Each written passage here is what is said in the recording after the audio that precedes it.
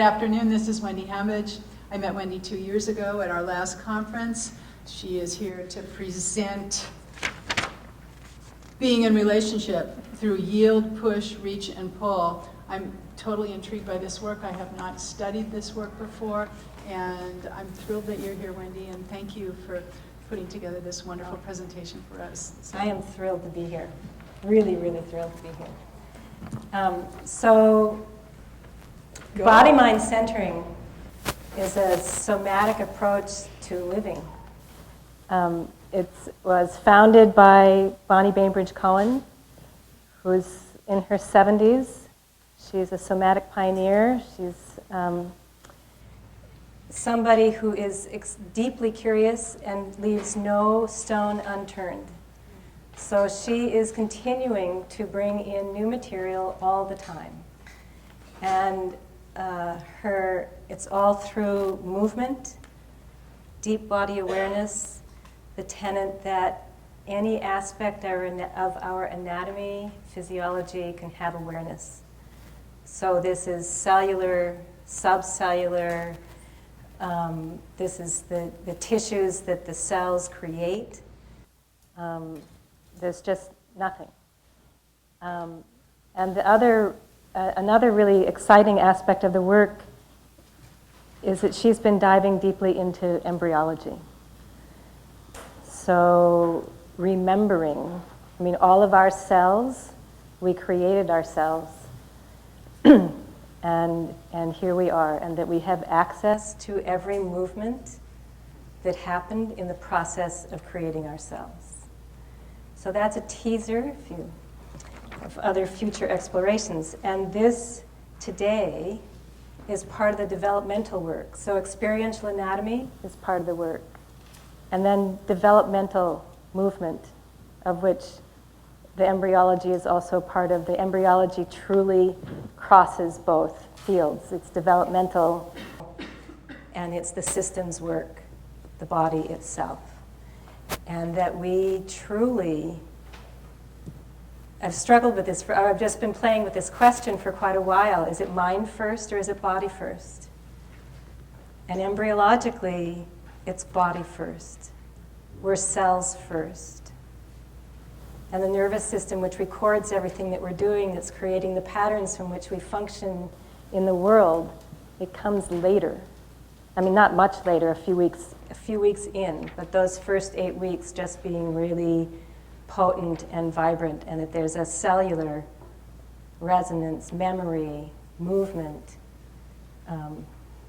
intelligence, extreme intelligence that's happening first. So today, what I'm offering for all of us to explore together, to hold the question together, are these essential actions that are part of all of our complex movement. And they're what we use daily all the time to interact in the world. They are what the infants are from that transition from the water world of the womb to the gravity and air of the planet. It's what they're playing with, what they're using, what they're exploring to develop themselves in the world. And we all have propensities. We have things that we like. We have things that we may not like. And so you may discover today some aspects that you like. Some that maybe, I don't use that so much. I use this a lot. So yield, push, reach, pull. And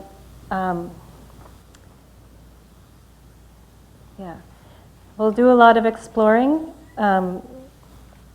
both individually for a while and as a group. We'll have time in partners to play. We'll have time in small groups to play. You will get a break also. And we're here together until 5 o'clock to just dive into this pool.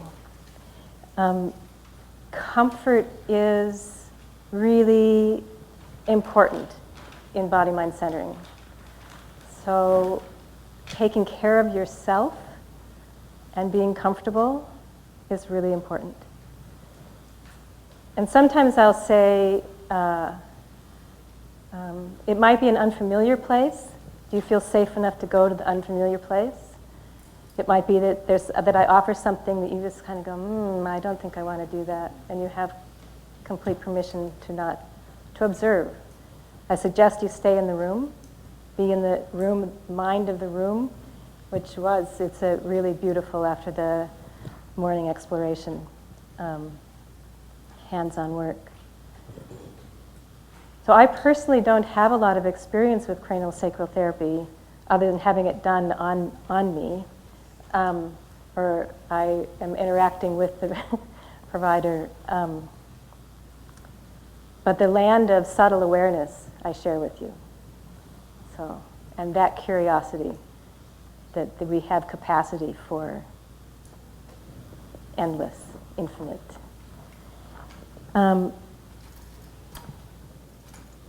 So the first thing that I would like to do is to have us all feel who's in the room. So we're going to go around and we're going to say our names. And if there are a lot of people, we're just going to take our time. So say your name. Hear, register that you said your name. All of us will register your name. And then you'll say your name again. Let it register. And then the next person will go. First name. So we do this in varying ways. Sometimes we just say our names. Sometimes we say, actually, this is such a group. Let's say our name, where you're from. Say your name. Okay? Because we're really from really diverse places. And would you start, Michelle? So I ask you also to stand up. No, so when it's your turn, you'll stand up. And I'm going to orchestrate this a little bit. So we'll kind of figure out how it goes. The first few of you might be a guinea pig because I might say, let's try a little bit like this. Michelle. Cincinnati. Michelle. Suzanne. Squamish, British Columbia. Suzanne.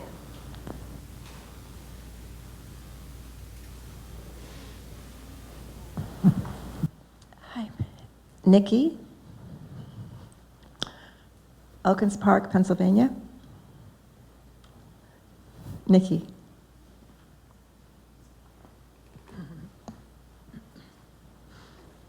Noel. Portsmouth, New Hampshire. Noel.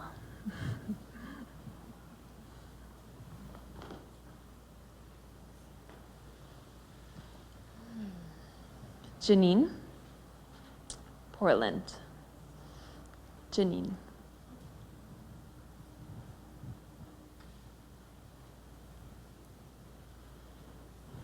Stephanie. Portland. Stephanie.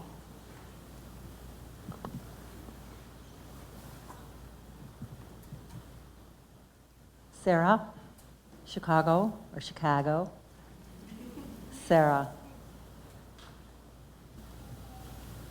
Deborah, Fairfield, Iowa. Deborah. Kim, Beaverton, Oregon. Kim. Carol, Doylestown, Pennsylvania. Carol. Mary, Silverton, Oregon. Mary.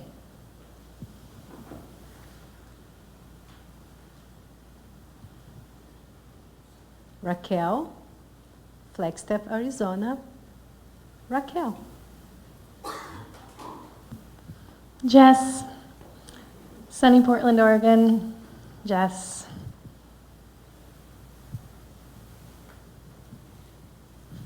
Allison, Columbus, Ohio, not Iowa.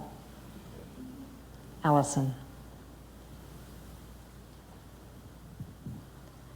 Brenda. Portland, Oregon.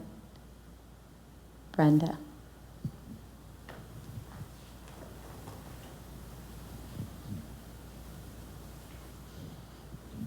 Molly.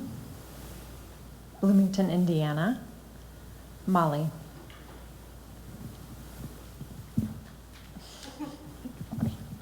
Sejal. Beaverton. Sejal.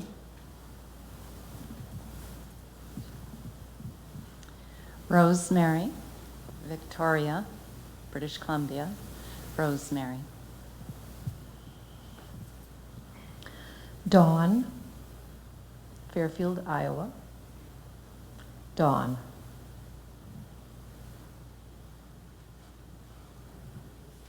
Melissa. Bloomington, Indiana. Melissa.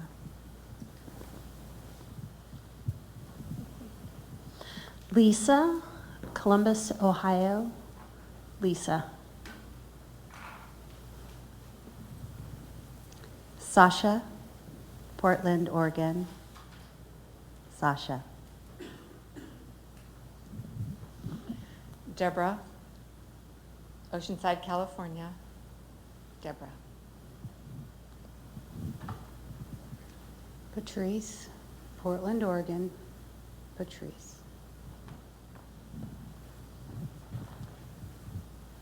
Carol, Portland, Oregon. Carol. Ellen, Berkeley, California. Ellen.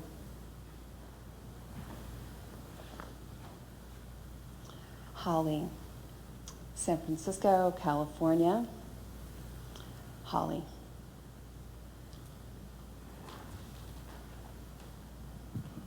A different Carol. Portland, Carol. Sylvia, Medford, Oregon. Sylvia.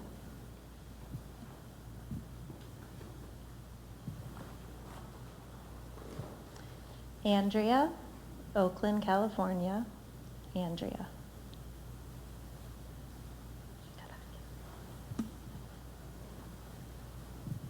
Jill, Columbus, Ohio. Jill. Sunshine, Redway, California. Sunshine. Angela, San Francisco. Angela. And Opal.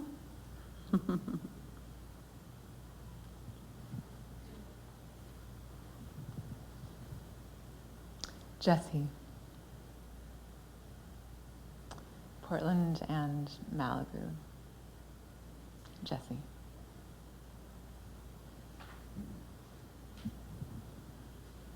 Deb, McMinnville, Oregon. Deb. Teresa, Hillsboro, Oregon. Teresa. Carrie, Portland, Oregon. Carrie. Ananda, Durango, Colorado. Ananda.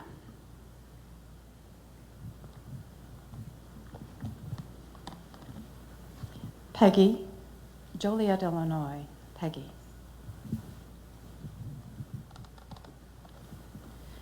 Gina, Novato, California. Gina. Erica, Portland. Erica. Karen, Vancouver, Washington. Karen. Bryn, Woodinville, Washington. Bryn. Tommy, Oakland, California. Tommy.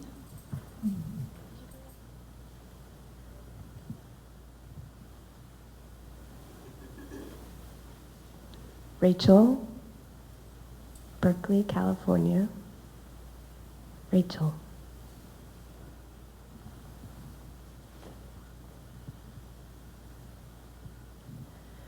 Sarah, Oakland, Sarah.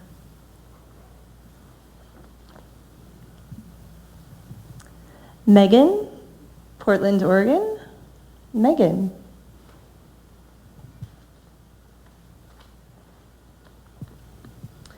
Ray, Portland, Oregon, Ray.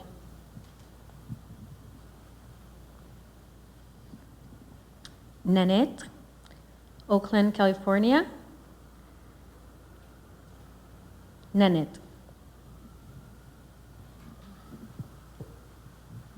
Malka, Miami, Florida, Malka. Jan, Oakland, California, Jan.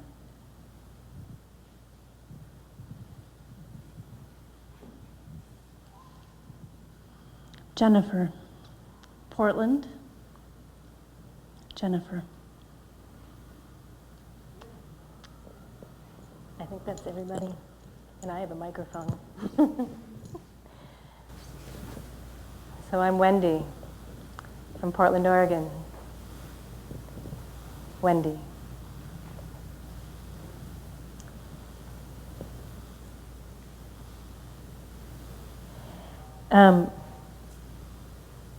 So I would like to ask you to think about the word yield for a moment. Think about the word yield. And then get out a piece of paper and write words. It doesn't have to be sentences. It's not a definition. Just what comes into your mind when you think yield, when you hear the word yield. It's not a definition, just what words float up. And again, without censor. So it's not about getting the right answer. What words float up to you when you hear the word yield?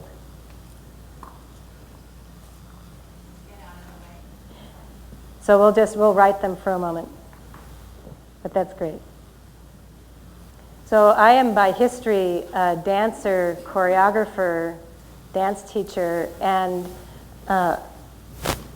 improvisation is like my home. So I have a big map of where we're going today, and I just changed the map. So just to let you know. So somebody said something about yield. Back over here. Getting out of the way.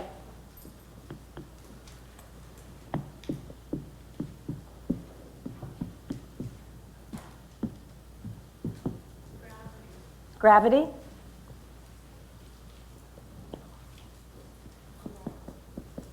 Allow. Surrender. Breathe. Breathe. Okay, pause.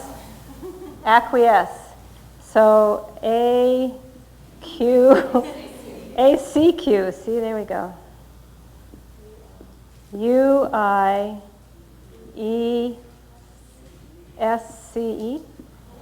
Close. It is. Soften.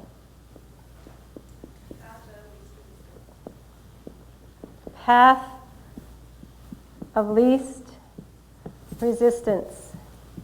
Wisdom. Wisdom. Freedom. Give up. And I heard over here, stop. Slow down. Receive. Ease. Melt. Caution. Yellow. Street sign.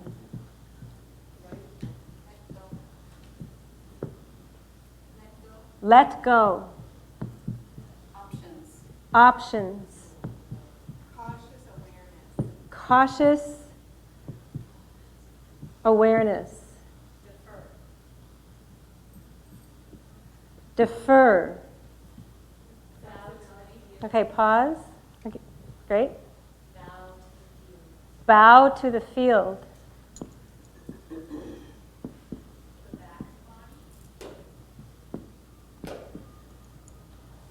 The back body.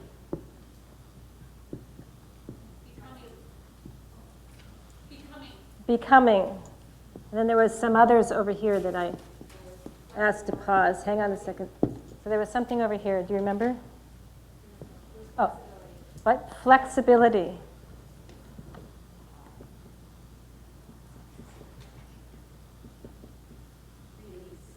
Release.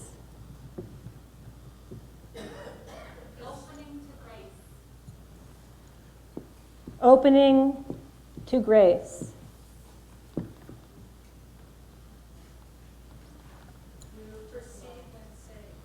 Perceive when safe.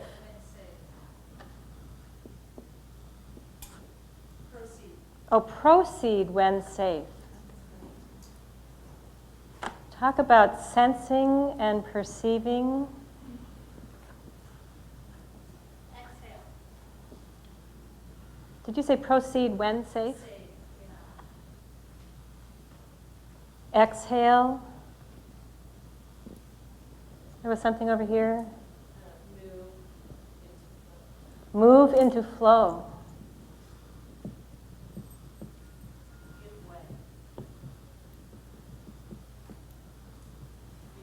Give way. Ride with.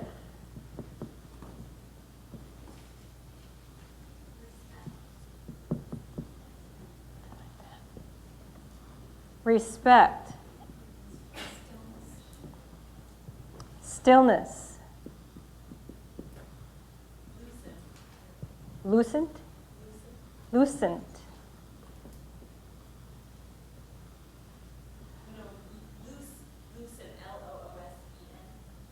Oh, loosen. I like lucent as well.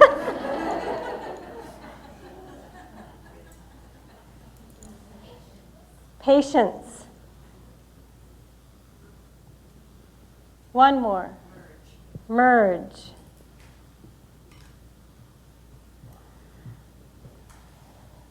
So, a board full of words associated with the word yield. And we'll spend a lot of the time in yield, a little less time in push. The other two are pretty quick. We won't need as much time for them. And we'll explore experientially this word yield, and build a body definition. So one of the I looked up the word yield because I've been building now my own relationship to the word and my own experience of it, and really adore it, which is why I'm offering it to you. And so surrender, what somebody said exactly, can't see it now. Acquiesce would be one of them, but another dictionary definition of yield is like a crop yield.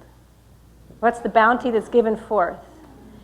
And in money and finance, the yield is how much money do you make off your money. So that's a giving, a harvest or something. Huh? Sum total. You see, and I can't. It's like, so I don't know if you noticed, but I can't quite grasp how yield is sum total. So my body did something else. My cells did something else. Could I receive the words? No, I kind of went, okay, we'll talk about something else. because it sends me into like an intellectual place. Can I understand, is if yield is the sum total, I have to go somewhere at like, oh, is it the original input and then whatever, the original thing and then whatever it gets off and then that, so, but we're not doing, and that's kind of math, but in a way, that's what we did this morning.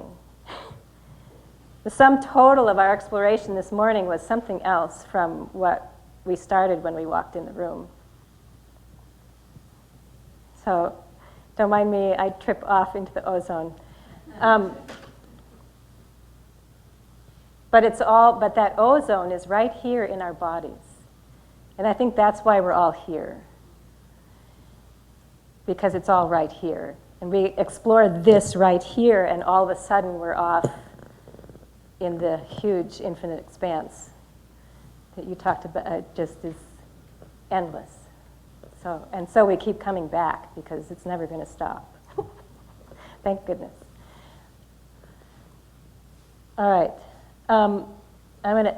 What I didn't do is introduce. I brought 4 people who I spend time with in the BMC material.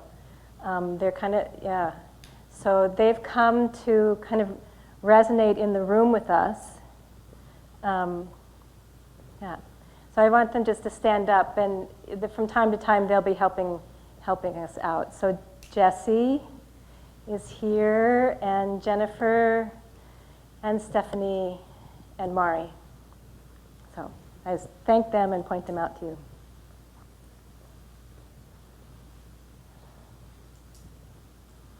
Oh, would one of you take a picture of this? What did we do before phones? Before the little cameras that are everywhere? Yeah, we took notes. Well, and then everybody in the break would be over here writing it down, which also puts it in a different place in the brain. If we just click it, it's a different place in the brain than if you actually wrote it down. And then it's storing it in more than one place than just visually. And in the spirit of time, we can take a picture, and then you can go write the words some other time. Because I'm going to erase this now. So while I'm erasing, think about the word push.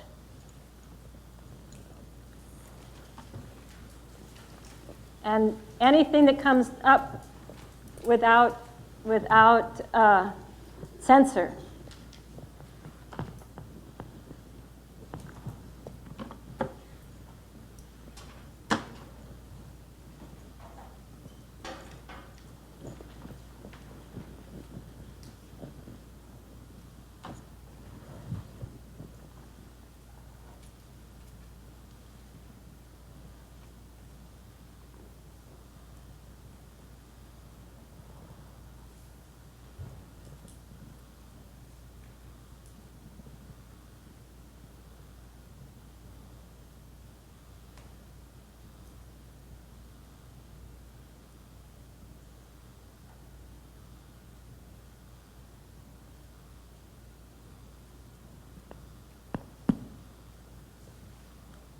Let's share these thoughts, these words. Push. Away. That's not bright enough, is it? I thought it would be dynamic, but no.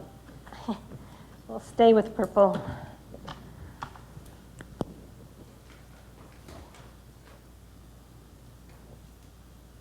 Away. Want and need. Push, want, and need. Efferent.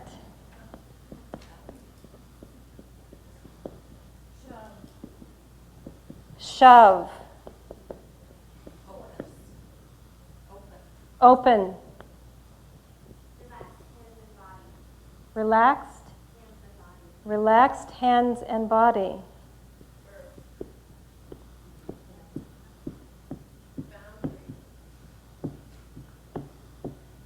Birth, boundary,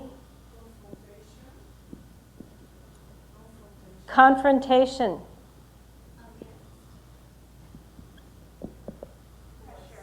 against, pressure, effort. We already have that? No. Agenda. So force. Agenda. Power. Vector. Displace. Intention.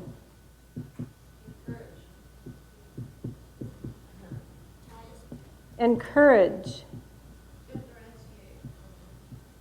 Differentiate.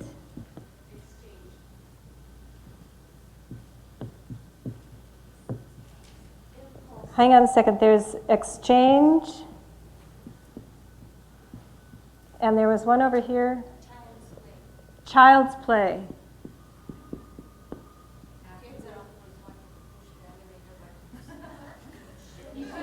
Impulse.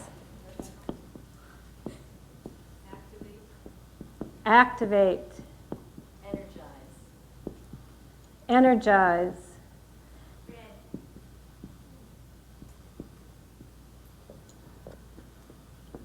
Red. Insult. Insult. Invade. Grief. Grunt. Spring forth. Resistance. There was one over here. Urge.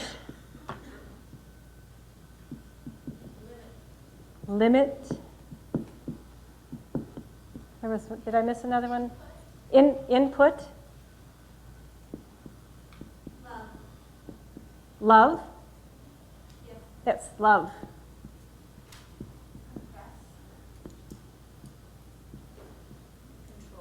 Compress. Control. Coach. Project. Enough. One more. Two more. Nudge. Anger. Is there another one over here? Cooperate. So a lot of different relationship to the word push. Pretty fascinating.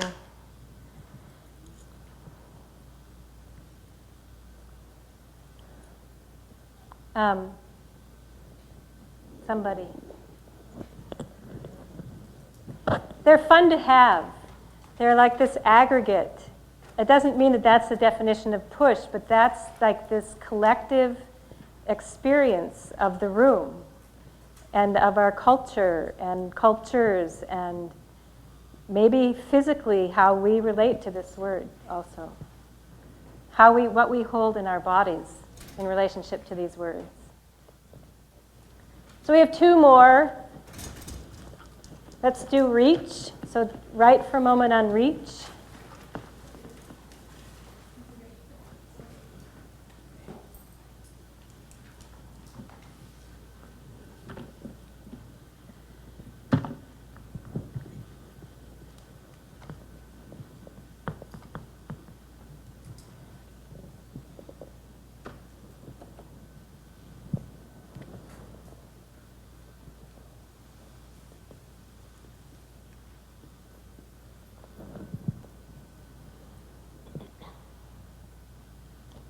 Alrighty, let's go again. Stretch. Desire.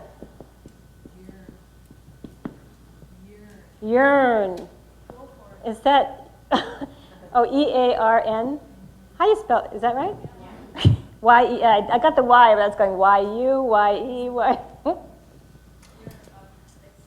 Extend. Go for it. Strive. Delve. Achieve. Connect. Gather. Accomplish.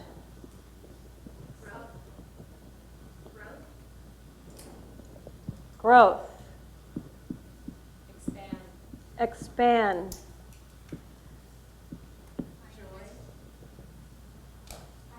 Kindness.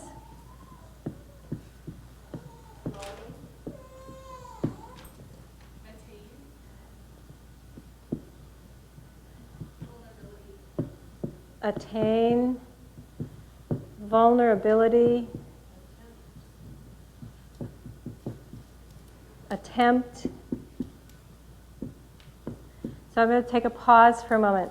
I want to just make an observation of the rhythm that we're moving at right now. The tempo is really different. My handwriting, I'm not like dancing between, do I print, do I do capitals? I'm just, there's a different flow. And Opal spoke. Okay, and from my world, that's not, she's in the room. She's with us. She's responding to the room. All right, more words. Supple? Suckle. Intent.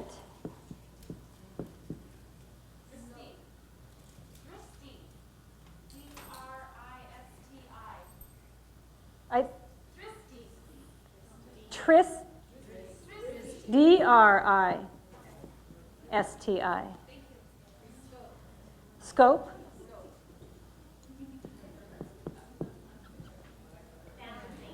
Balancing. Hand. Contact. Wonder. Broaden.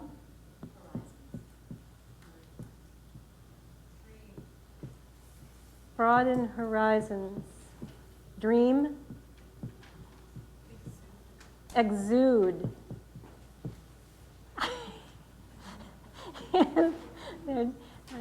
they're exuding the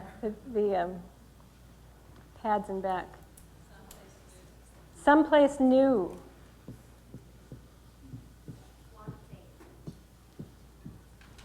Wanting. Protect. There's something over here? Trees.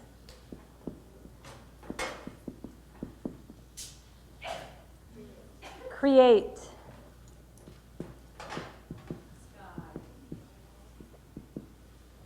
Sky. Destination.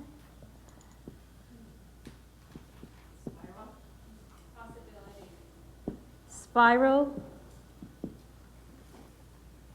Possibility. One or two more. Meet with.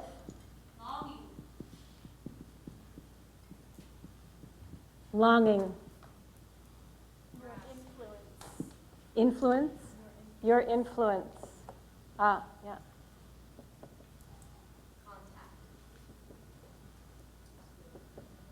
It's up here. Yep. Good word. All right.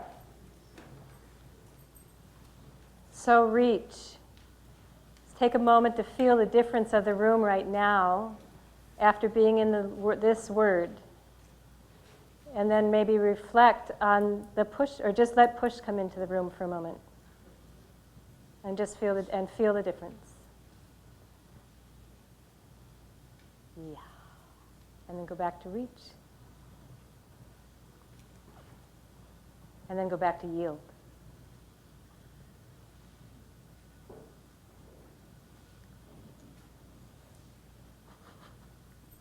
They've got it down now. So you can be thinking about pull.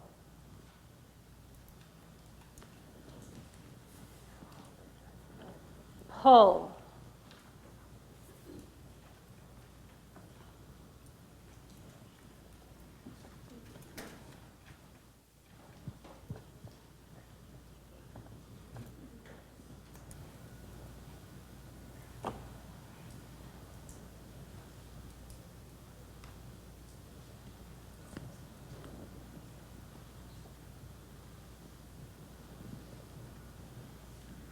Pull. So you have a couple words on your piece of paper? Because I know that I think a lot of you have been adding them as you go. Attract. Attract. Sorry. Yeah, I just changed my mind.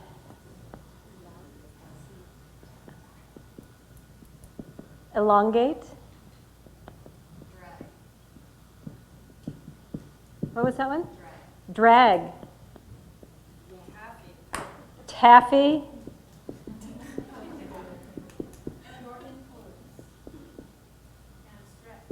Your influence.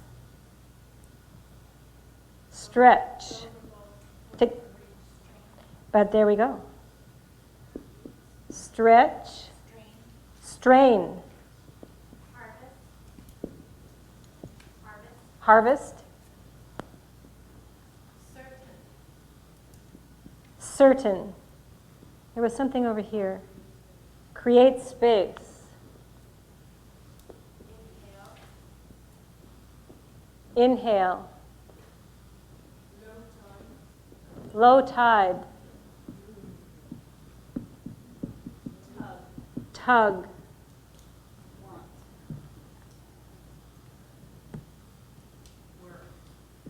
Tug, want.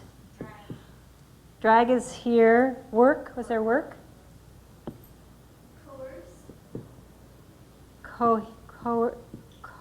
Here. H-E? Oh.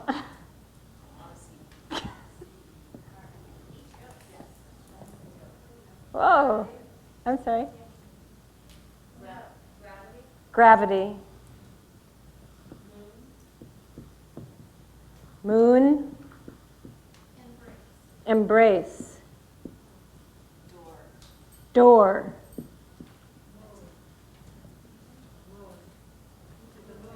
Moon? Loon. Moon. We did, yeah. Moon.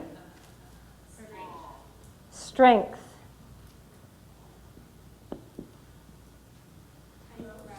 Privilege.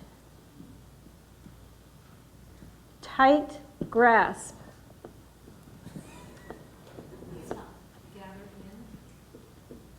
Gather in. Yank. Off balance. Stubborn. Draw towards. Forceps? Vacuum. Extract. Did we do that? No. Extract. Magnetic. Abstract. Inward. Secrets.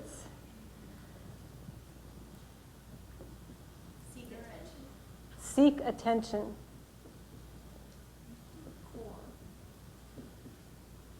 Core.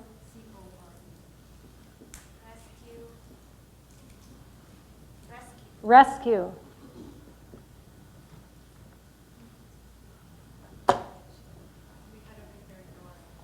Nourish.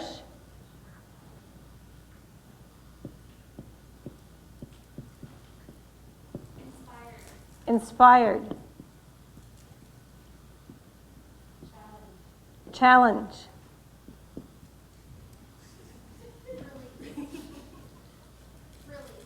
Release.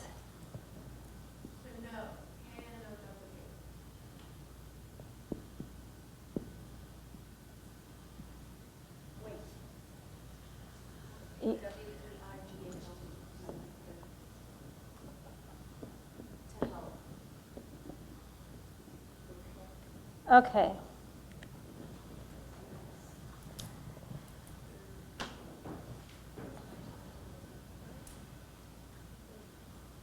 So this is interesting. Again, it's a lot of single words. In yield, I think we had phrases and words, and there's some phrases here too.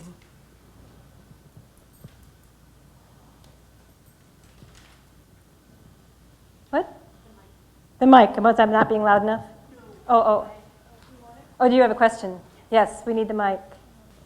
It was interesting to notice which words were easy for me to come up with a list of and which ones had the least amount of words that came to mind in response. How many, you didn't hear.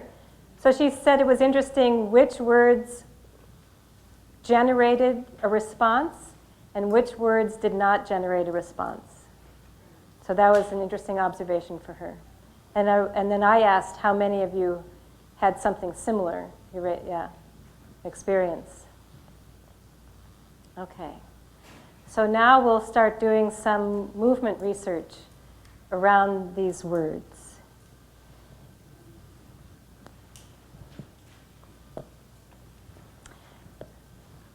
So let's see, we'll start right here, and I'd like you to count 1, 2, 1, 2, 1, 2, all the way around the room.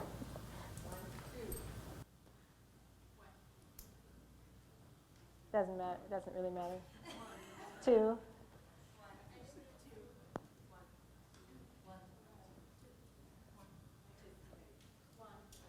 All right. So we can clear the space. Books and purses and chairs and pads to the side. And the ones will come down here where the screen is. And the twos will come where the food would be if there was where the water is. So this end of the room will walk to that end of the room. That end of the room will walk to this end of the room. Let's just do that. And you have to thread in between each other. So we'll start off, do that.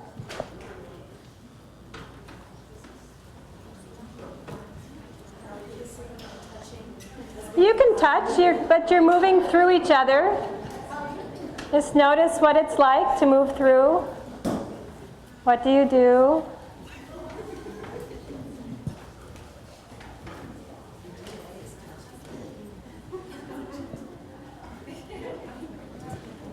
So one of our benchmarks was listing all these words. In the somatic world, body-mind centering included, we use a lot of benchmarks. So if you've ever been in a class where you're asked to walk and notice how you feel, notice what you notice, this is the land that we're entering. And currently, I like to call it primary research. We're gathering information. We're noticing ourselves and how we're physically residing in our bodies. We'll walk once more across the room. And just notice. What do your feet do? What do your eyes do? Do you walk fast? Do you walk slow? How do you adapt to all the people? It's kind of crowded. And this doesn't have to be words. It doesn't have to be paragraphs. It's taking notice of sensation.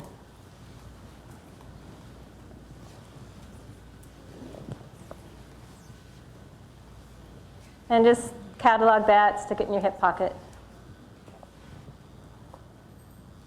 This time, this side, you will not yield. You will take the space that you've chosen. And this side will yield. All right? And we'll walk through again.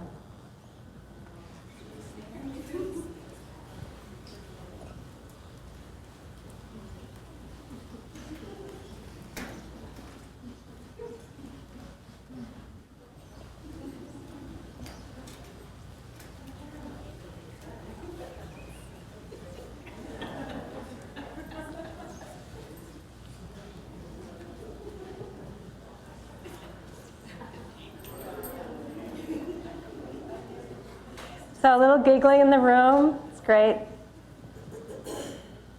Note how that felt.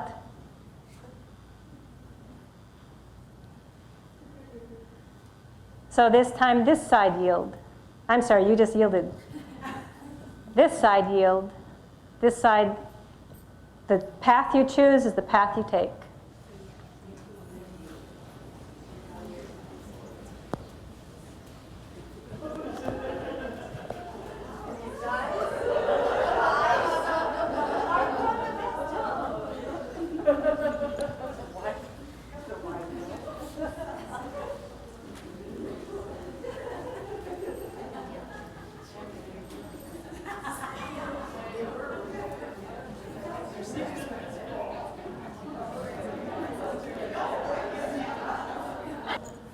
So notice if you liked one of those better than the other.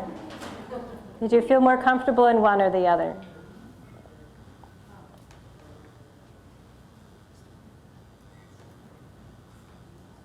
Everybody yield. Everybody yield.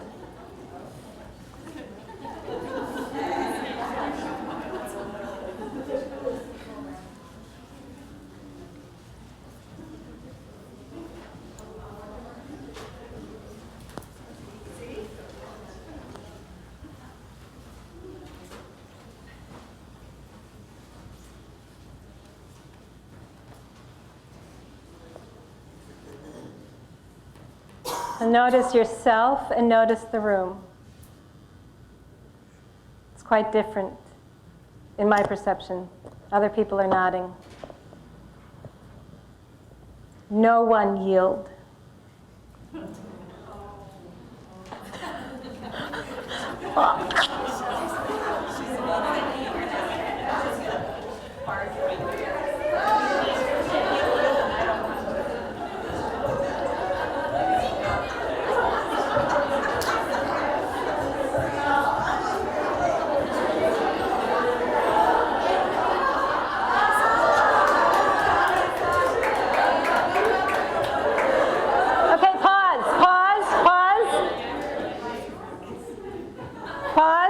So there were a number of people. You found a solution, which meant that something else happened. But there were a number of you that didn't give up your space, and then something happened.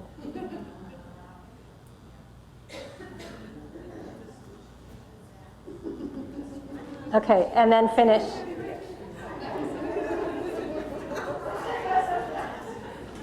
And then notice, take a moment to reflect. Did your heart rate go up? Did you not want to do it? Did you want to do it? Was it a challenge? Was it like, oh yeah? Or was it, oh no, I think I'll step out on this one? Or somewhere in between? Okay.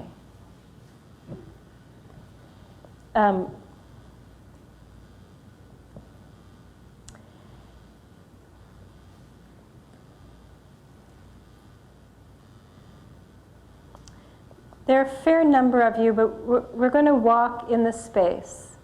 You get to go wherever you want. And you're going to play with taking your space and yielding ground. And we'll do that for a moment or two. You can go anywhere you want.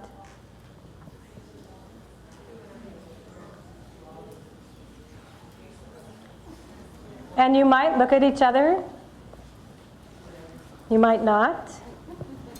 And then notice, do you feel comfortable looking at each other? Do you not? Do you tend to look at the floor?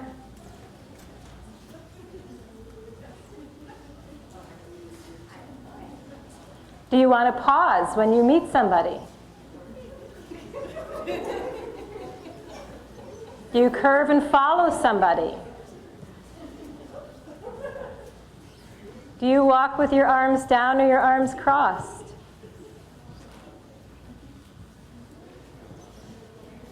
So moving your attention now to your feet. And let the push moment of walk predominate. Let the push moment of your walking predominate.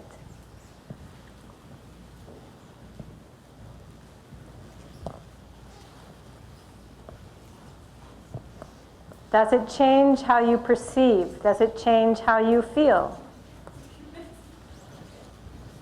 Do you like it? Do you not like it? If you don't like it, stay there for a moment to explore it and then let it go.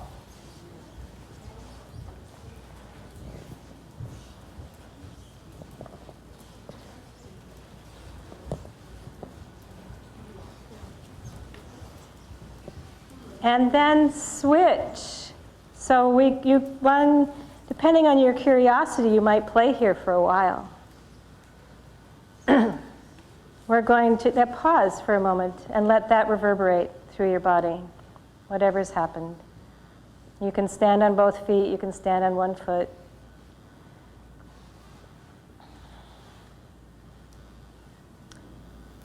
And think about the word pull. Walk from the word reach.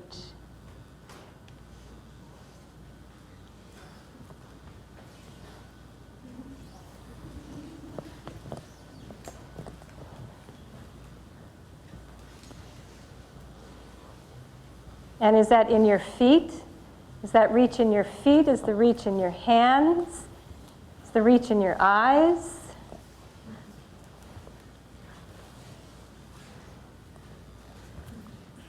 And switch it to your feet.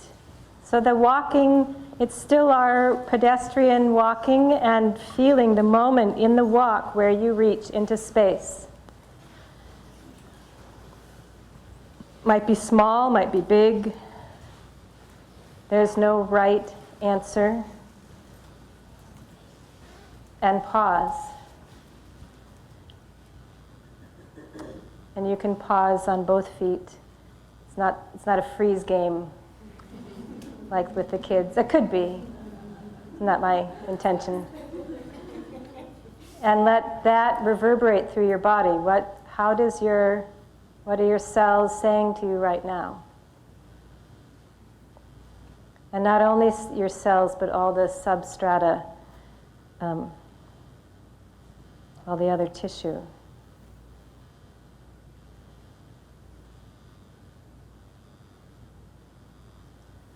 And we have one more. We'll walk with our feet from pull.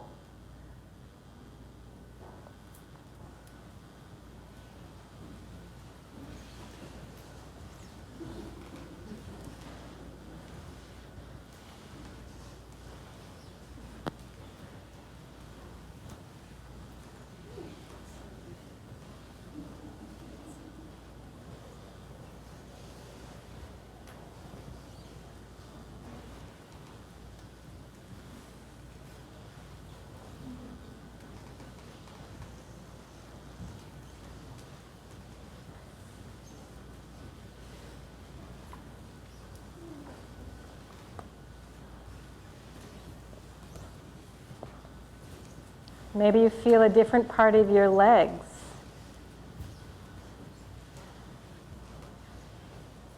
Notice the change in the room. Notice the change in your body. I'm realizing that I don't think about pulling when I'm walking at all.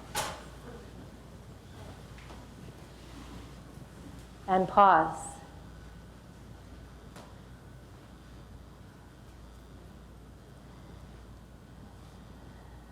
And notice the change in the room, the change in your own body.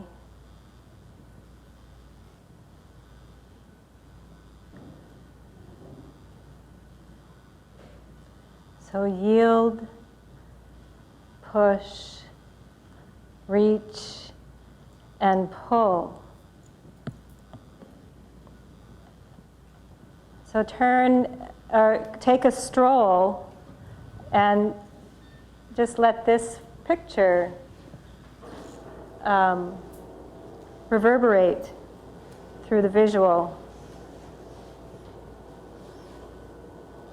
And there is yield, and there is push, and there is reach, and there is pull.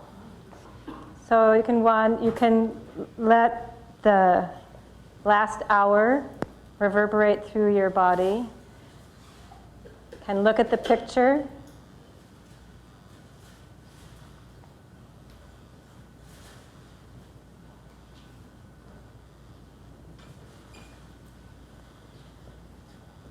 There is a relationship to gravity.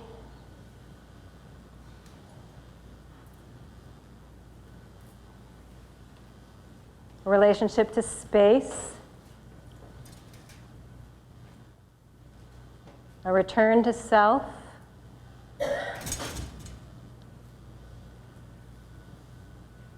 Resolution of pull. So now I'm beginning to load the words with, and pointing you in a direction. Sometimes not considered very BMC thing to do. It's often taught with a lot of questions and a lot of open-endedness.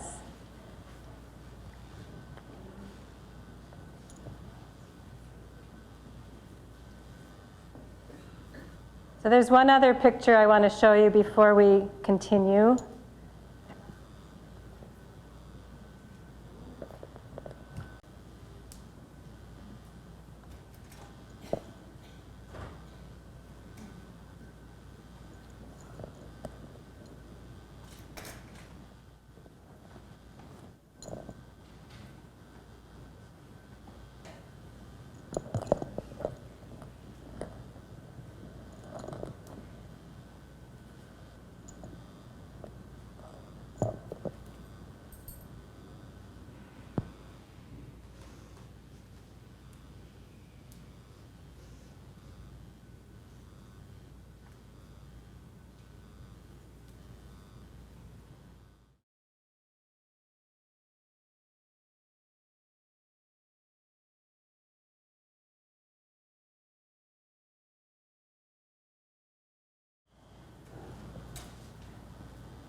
Parts of you are touching the floor,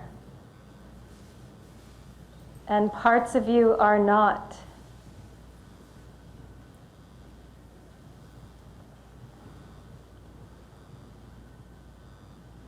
Just notice what's touching.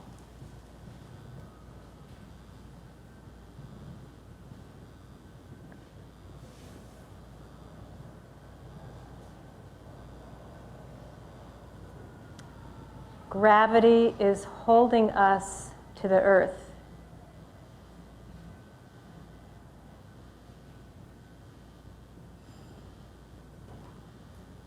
The mass, the physical mass of the earth creates a gravitational pull.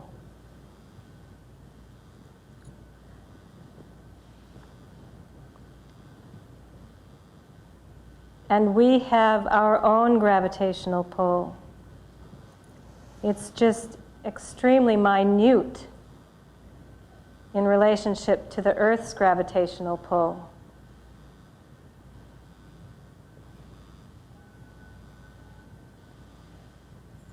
Gravity is a constant.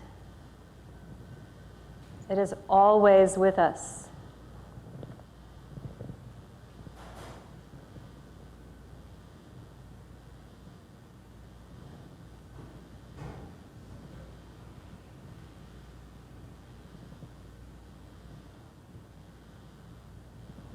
We have an underside and a top side.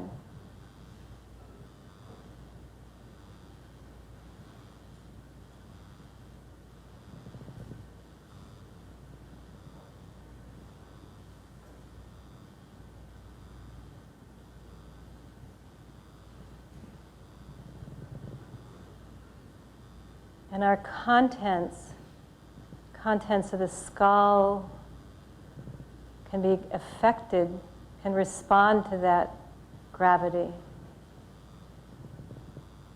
Contents of our throat, contents of the rib cage, round, fluid, contents below the diaphragm.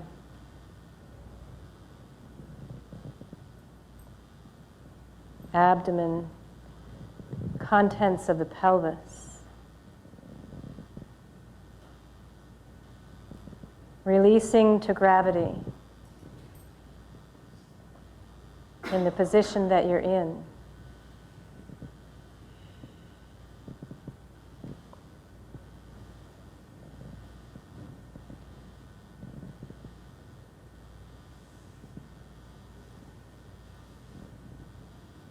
container, bones, muscle, fascia, all being affected by gravity.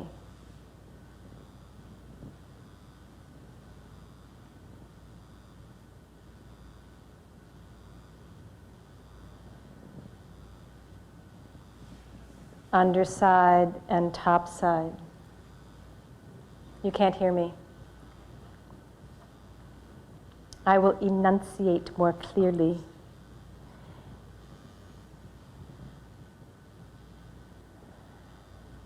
The effect of going internally, I let go of my consonants. I like to go to the contents, and they are round and fluid.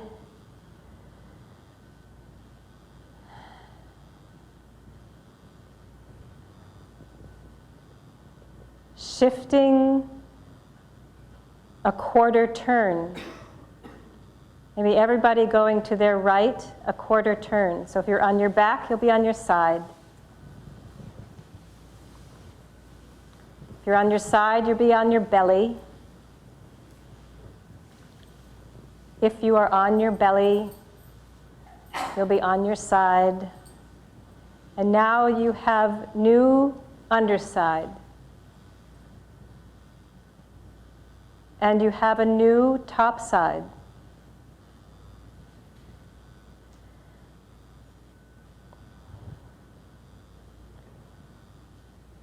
The contents have a new relationship to gravity.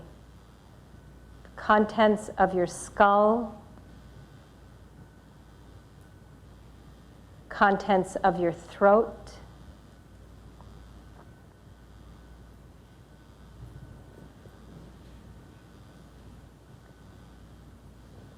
contents of your rib cage or rib basket. One translation is rib basket.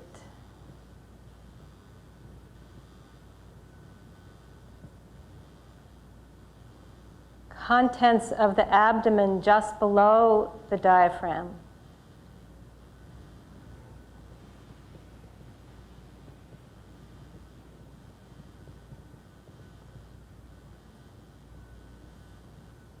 Contents of the pelvis.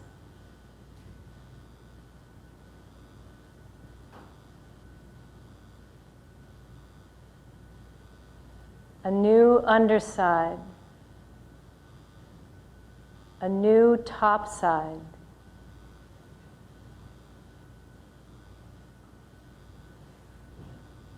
A yielding.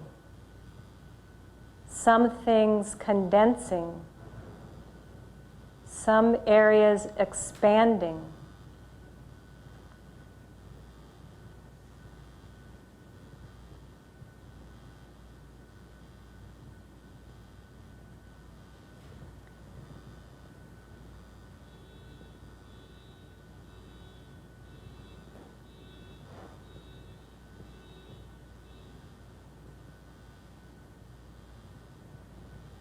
The container has changed its relationship to gravity.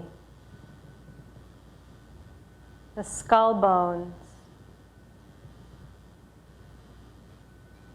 the muscles, fascia, your rib cage, your pelvic halves, your legs,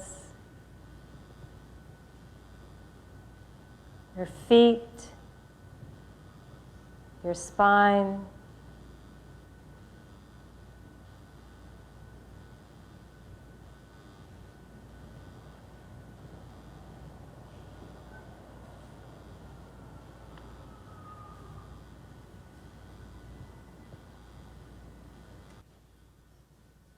shifting once more, quarter turn. What's next? Depends on where you started.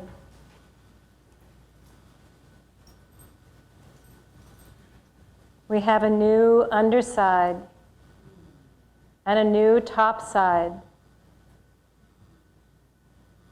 The whole of ourselves has a new relationship to gravity.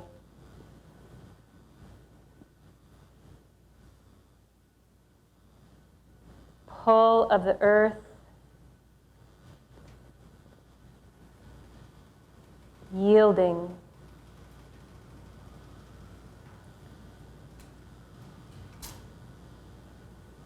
And try on the word collapse.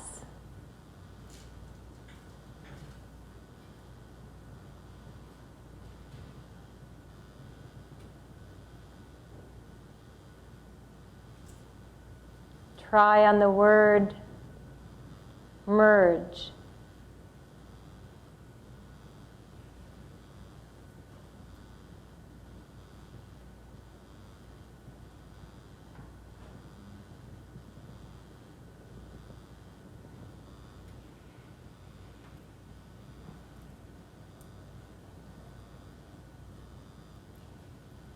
Try on the word on top.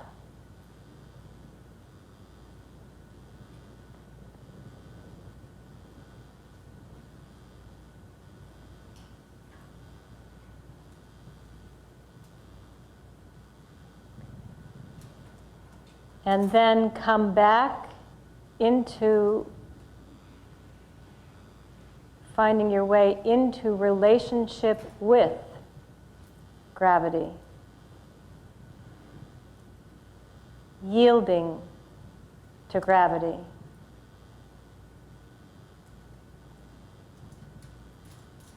Contents of the skull.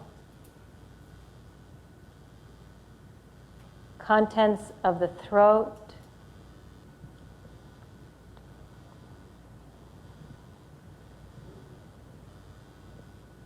Contents of the rib basket.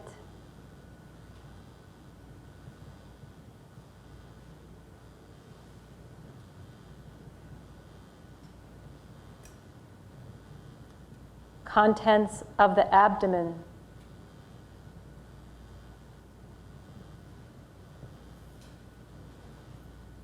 Contents of the pelvis.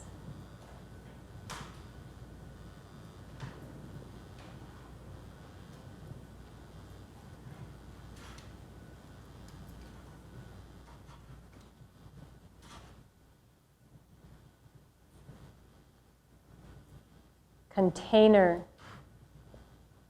bones, muscles, fascia, fat, in relationship with gravity.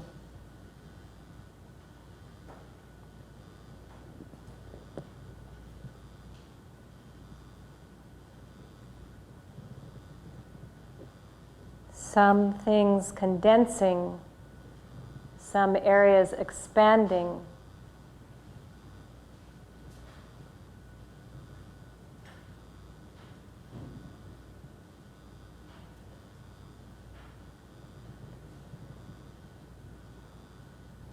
Underside,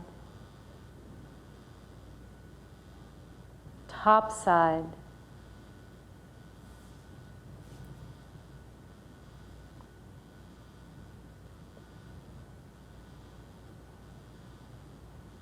the heavens being pulled to the earth.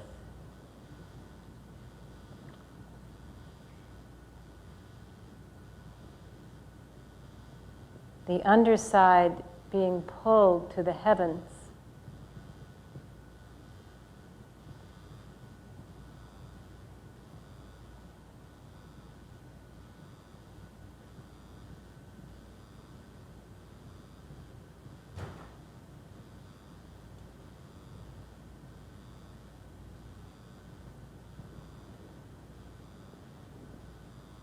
Shifting to the next side. Changing your relationship to gravity. Changing your underside, changing your top side. Changing the contents, relationship to gravity, changing your container's relationship to gravity.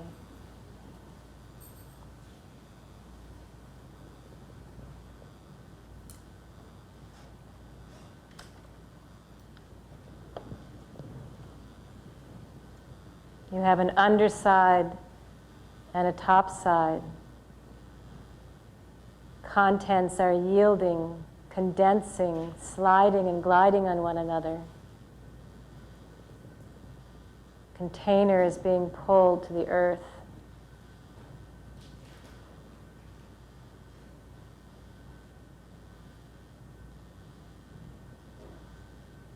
And because of our muscles and bones, we also move away from the earth.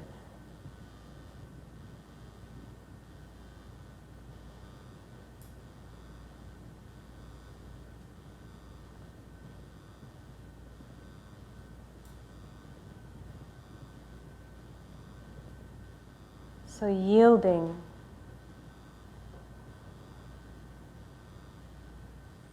We're going to add to the yield, moving to the point of contact. Feeling the cells migrating their orientation to the point of contact.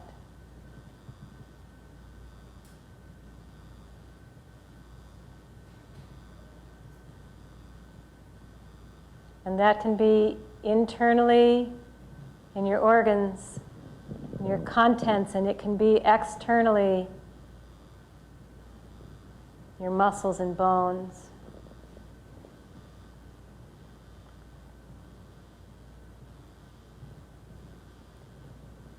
And that movement to the point of contact is going to give way to push.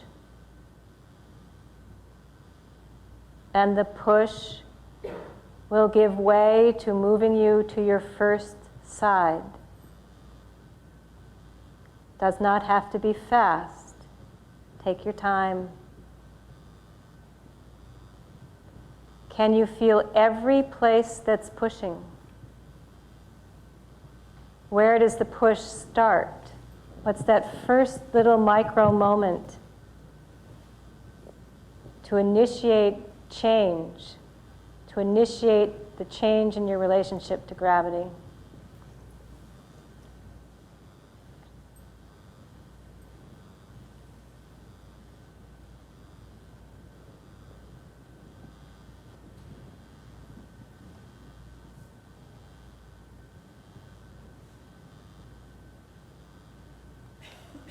And you're close together, you might end up touching somebody.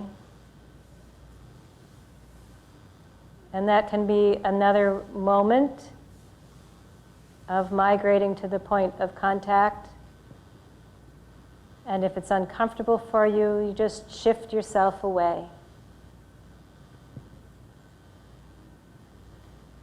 If you'd rather still be in your personal world with gravity and space.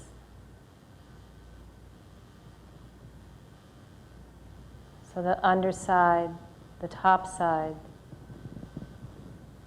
the underside moving towards the heavens being drawn to the earth.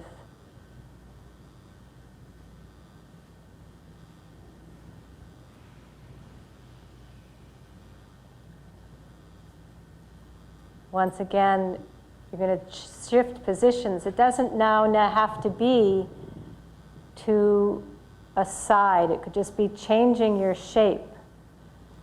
But you're going to find the yield, the migration or movement to the point of contact, which gives way to push. And the push gives way to movement.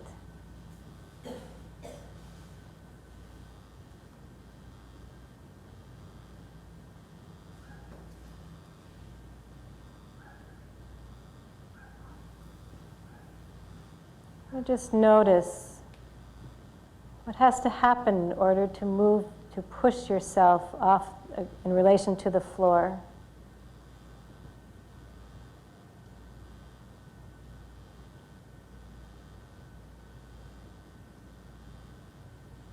What does it feel like to push against the floor?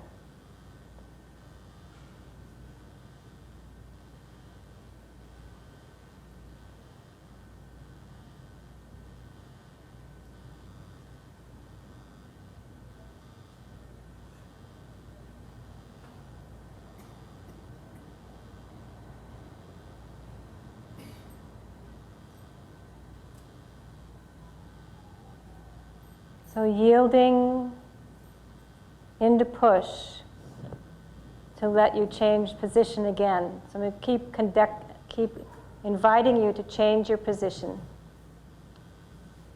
It can be side to back to front to side. It might be into a twist.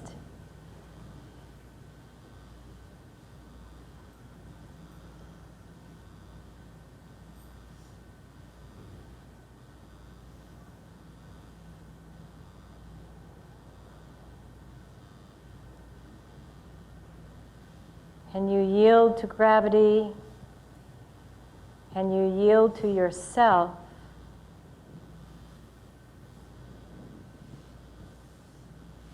Find the migration to the point of contact and then push.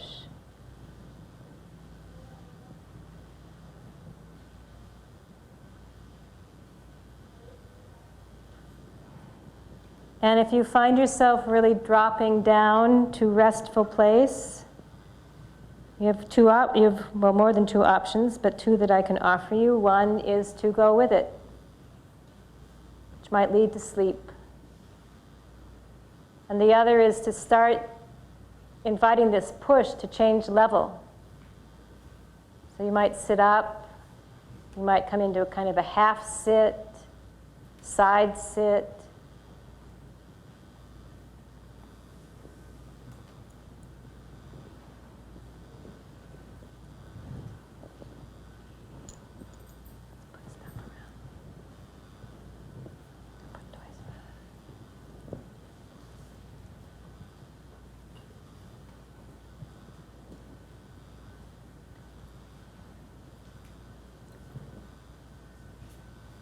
Relationship to gravity. Yield into push, creating transitions.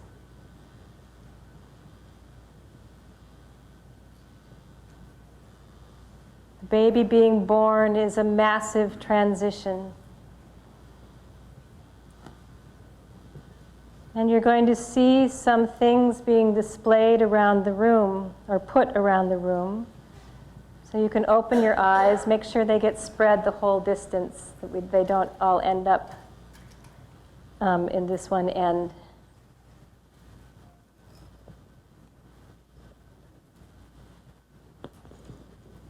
And you might hear some sounds.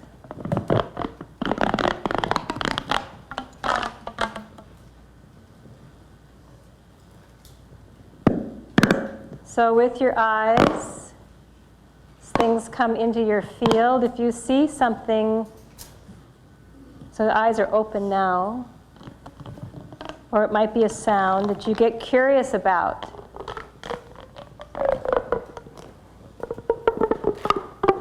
So that yield and push is going to give way to a curiosity and a reach.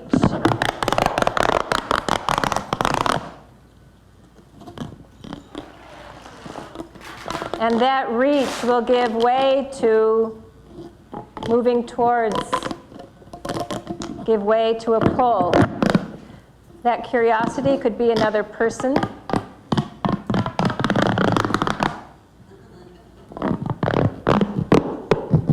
That curiosity could be just the chair.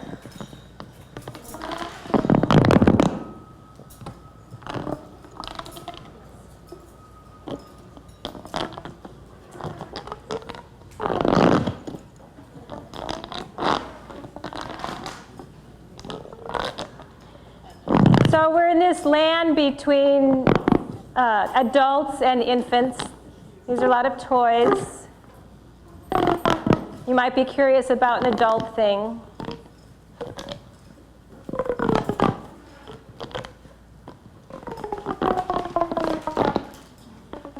Some instigation to reach. You might see something that somebody else has. And then you have to remember respect.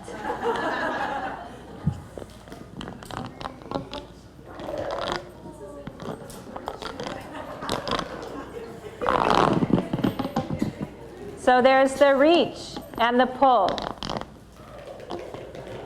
And then possibly a sense of satisfaction once you've brought it to yourself.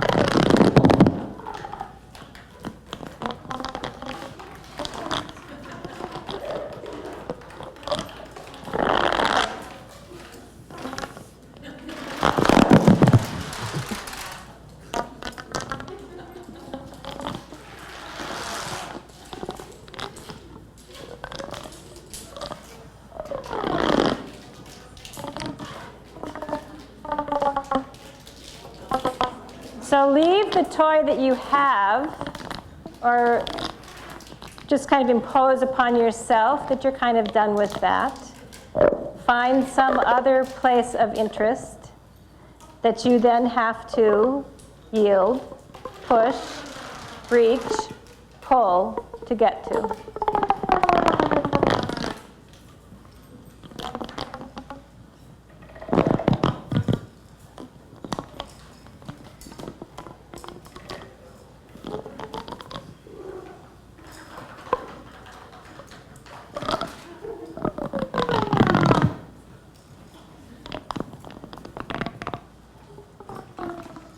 And then we'll do one more shift.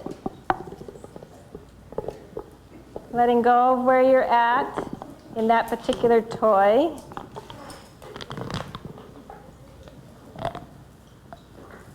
And then finding some other interest that you're going to yield, push, reach, and pull.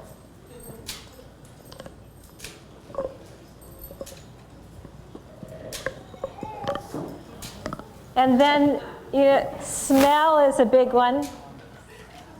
Mouth is a big one. They actually precedes the eyes. So smell and mouth, the smell is going to precede the eyes. So there's been some food that's been put out and back. So you can take your nose if you're, or maybe it's your bladder that is saying has a need.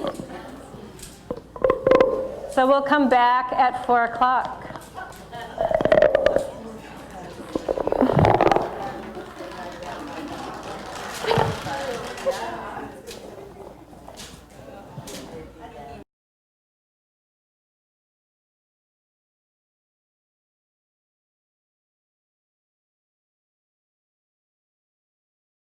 And there are movement patterns as a developmental sequence that infants go through.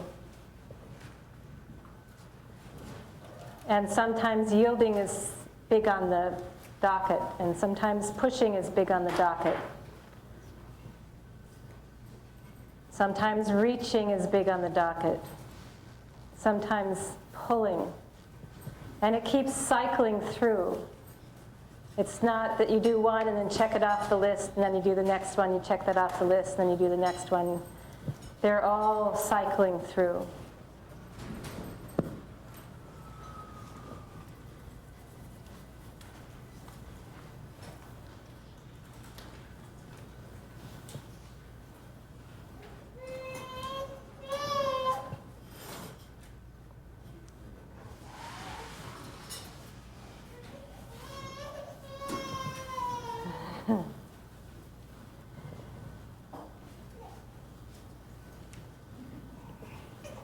So,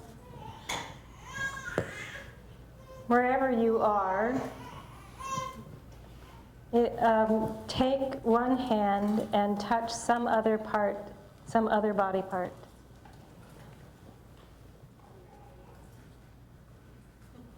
So we are going to partner, so for the moment, do it on yourself.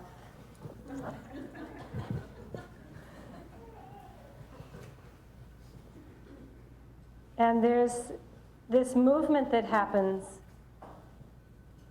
that many of us have experienced that we have called, framed, migrating to the point of contact. And you may be really familiar with it.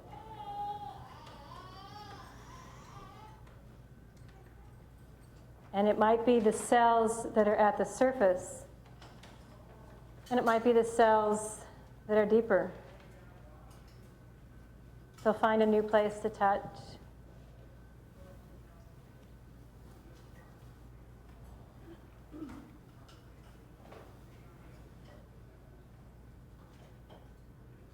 If your legs are crossed, where your legs are crossed, can they come into relationship with each other? And those cells migrate to the point of contact or move to the point of contact.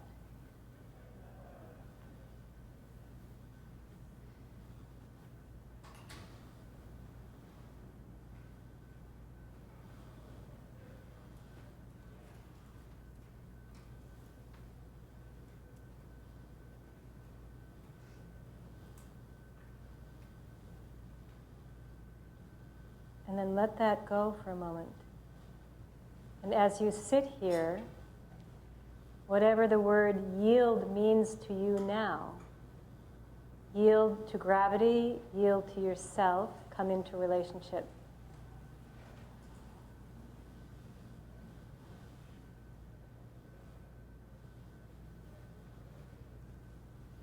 The relationship to earth and the heavens.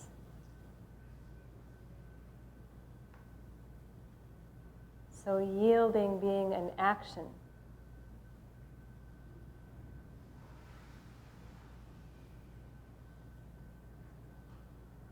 Yielding might produce some levity. Yielding might produce some comfort.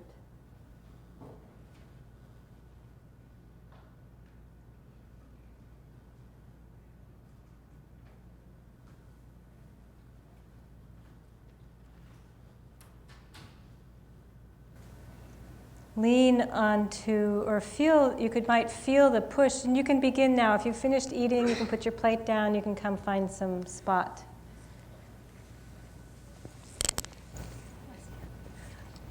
So just for a moment to identify these 4 actions that we've yielded.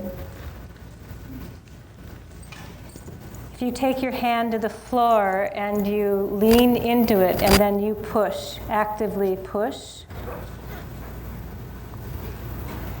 can you feel the feedback that it provides back to yourself? It provides proprioception in the muscles, in the ligaments. Proprioception is telling you where you are in space and how you're moving in space. And push, whether you're pushing something away or you're pushing yourself away or you're supporting yourself here on the floor, and you can take another position. It doesn't have to be in the same place. It's another way of feeling where you are. Where am I? More active than yield. Yield can also give you some self-referral. This is going to be a more active. So now you might find, I'm sorry, I moved away from the mic. Find your legs. So we are just to sit against gravity, just to be vertical against gravity, we are pushing.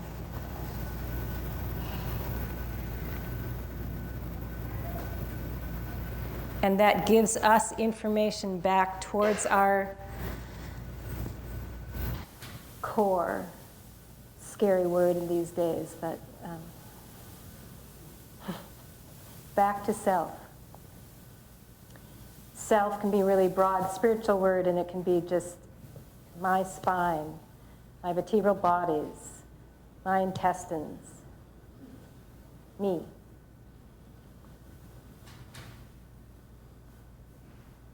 So this is, and I have little tiny definition, little keywords on the handout. So this is a compactness, strength, sensing yourself, a density, generally, with push. Reach, and it was on all our lovely lists. Everything was evoked that we've done. It begins the curiosity and the desire to leave one's kinesphere right here. So push is really about one's kinesphere. It keeps you right where you are. The kinesphere is at the end of your hands and your feet. So whatever this space is right here that I can be in. And then once I see Michelle, I have to leave my kinesphere. I mean, I always take my kinesphere with me. It goes with you wherever you are. But she's outside of it.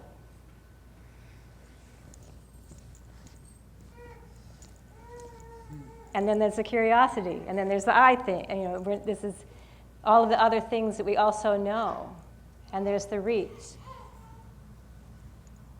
And then either, Michelle, I'm going to bring myself to her, she's going to, or we can each pull, I can pull myself to her. I can pull Michelle to me. And then we get to start all over again. And we get to yield. And we get to feel a little push. And maybe some other reach from some other pull. And then the cycle has some satisfaction, some success, something. When you got the toy, brought it home. So there, yeah. So sit next to somebody. We're going to play in this experiential land for about 5 or 10 more minutes. And one person receive and one person give. That's not quite the right word, but. So one person put your hand on the other person's thigh. And you'll each migrate to the point of contact.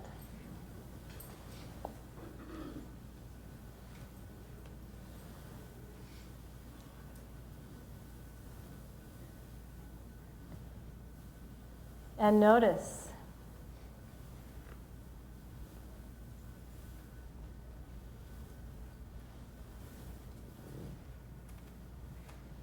And then find another place to touch.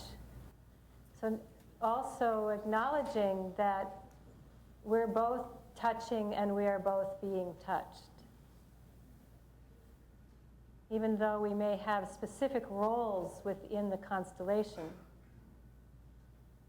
we don't touch without being touched.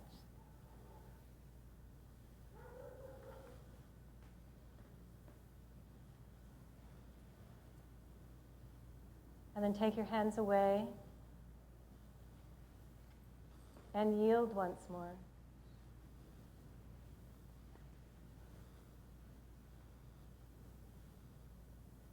And find a new place to touch.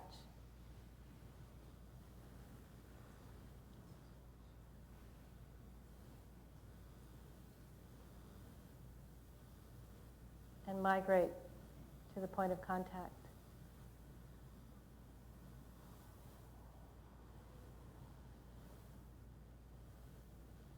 And release that.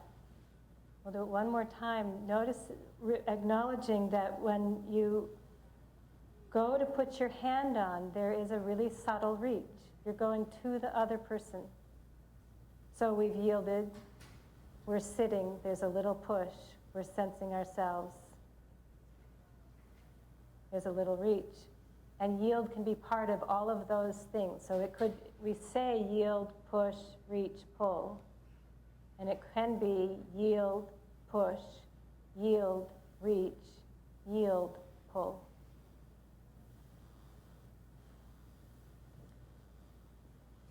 So I don't have to explain anymore. So this time when you go to touch the person, yield, feel your push, feel your reach. As you reach, yield. And let the touching be a little bit of pull. It's not an active grasp and pull, but just maybe that's the migration. Try that.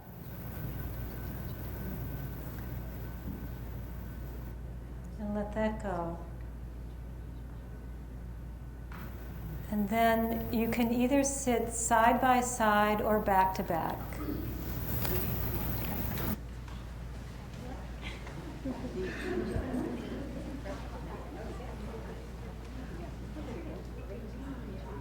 Yield to gravity.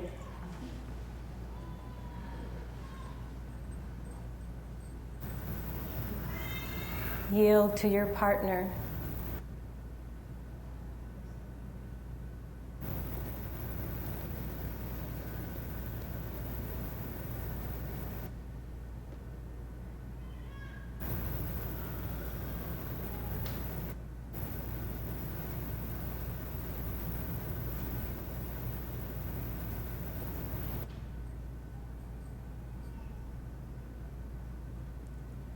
We're not the only beings who can lift off away from gravity, who can push, reach, and pull ourselves away from gravity. Skeletal, musculoskeletal, but the trees have their own anti-gravity. But it's the gravity that allows us to do that. The mass of the earth.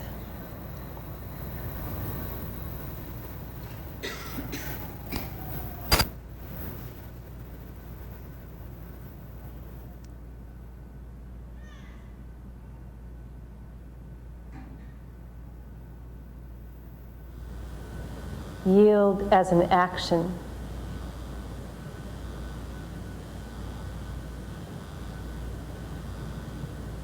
Self-referral.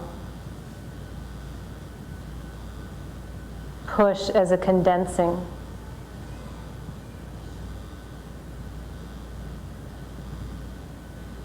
Reach into space, lightness. Pull, lightness and resolution.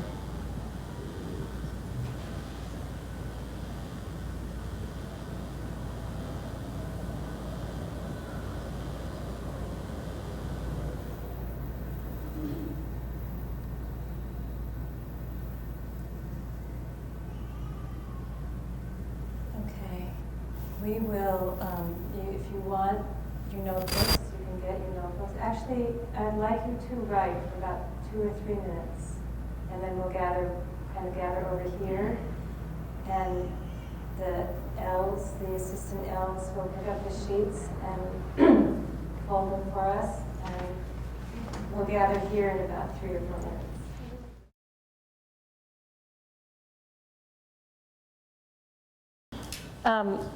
I want to give us an opportunity to share our experiences with one another, and also to dream a little bit.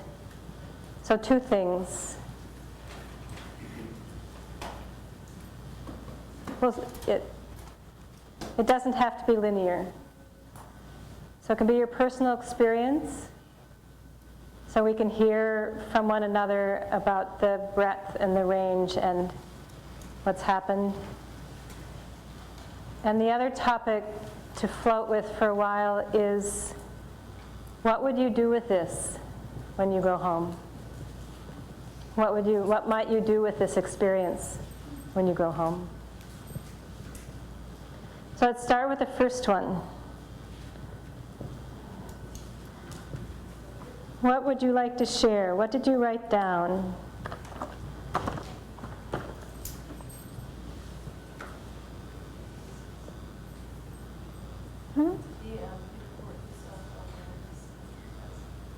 The importance of awareness and presence. So I have one other question. It means another transition, but would you like to speak for 10 minutes in a small group rather than to the big group? The show of hands. How many people would like to be in a small group for a little while? 1, 2, 3, 4, 5, 6. And how many are happy just to stay here in the big group? Okay, we'll do the big group. I mean, as I said, the small group was in the original intention, but we veered off somewhere else. This isn't very fat.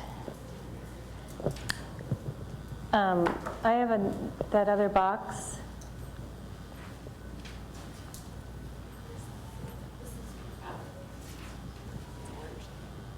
We'll see, yeah, and then these. This one is, Okay. What was the first question again? First question, well, just what was this like for you? What did you discover anything? Did you find that you liked some things, you didn't like some things? Your personal experience. And we started with.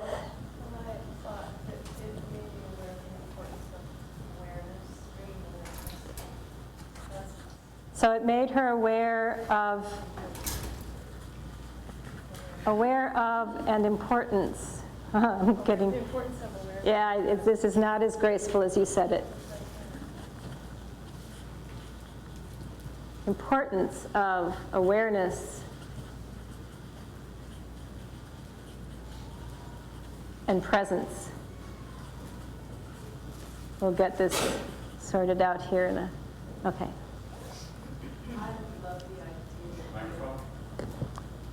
So, yeah, I'm going to come really close. I love the idea that yield can be an action. Yield as an action.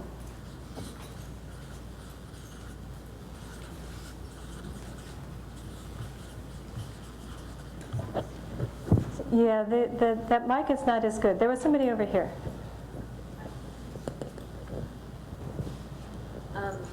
I became aware of my own preferences and the importance of neutrality. Came aware of my own preferences. Maybe you could write for me.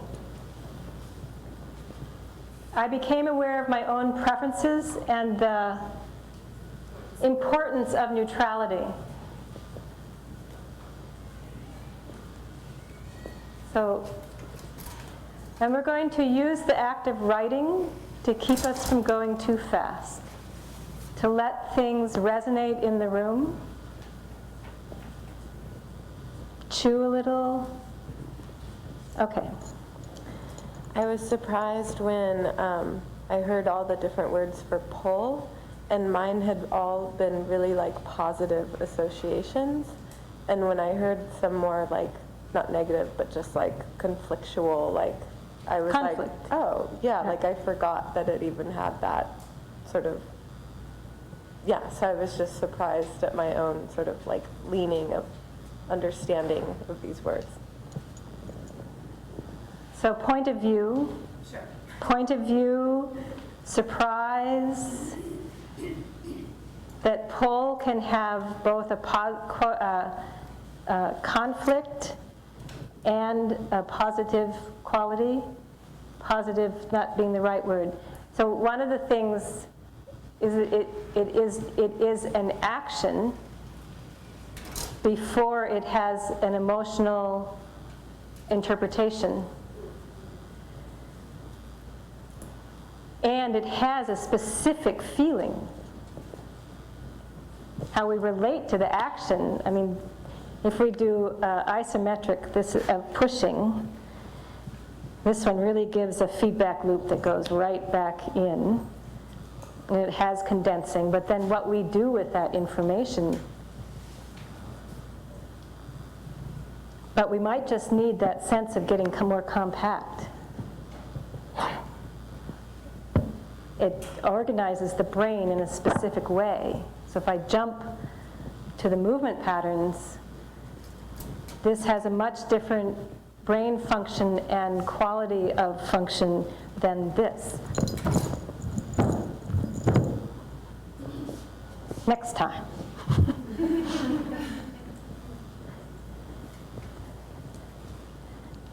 See, I like this actually because it makes us be relational. So when we were back to back and we were practicing yield and practicing pull, the two looked very similar. Okay, so back to back, the yield and pull had a similar quality.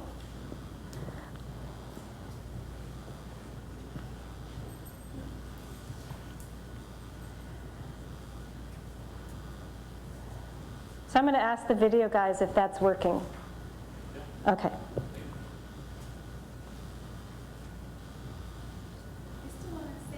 Yes. So I really appreciated a conversation around boundaries, and the word boundaries was never really up. Or I didn't hear boundaries. I was a little, okay, well, I was a little in and out of the room for this exercise, so my experience was going in and out of the kitchen to make food. So that was my experience, and I took the exercise into there. Oh, sorry. My participation in this was being in the kitchen to make the food, so I feel like it was part of what I was doing.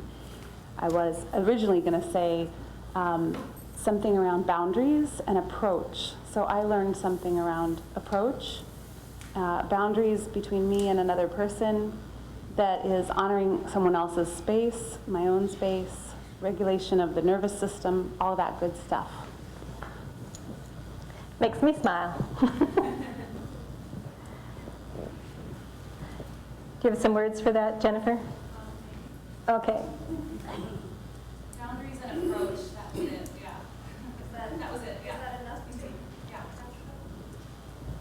So I became aware of that, what was most prevalent for me. So in my practice, I am working in balance if my first experience is to pull and reach. But in my personal experience, kind of the way I move through life, I do a lot of push yield, and it made me think that if I come to my clients in that mental space of push yield, I quickly go out of balance. Does that make sense? Awesome. So yeah, there was an experience, there was a body experience, and then there was a real intellectual experience for me.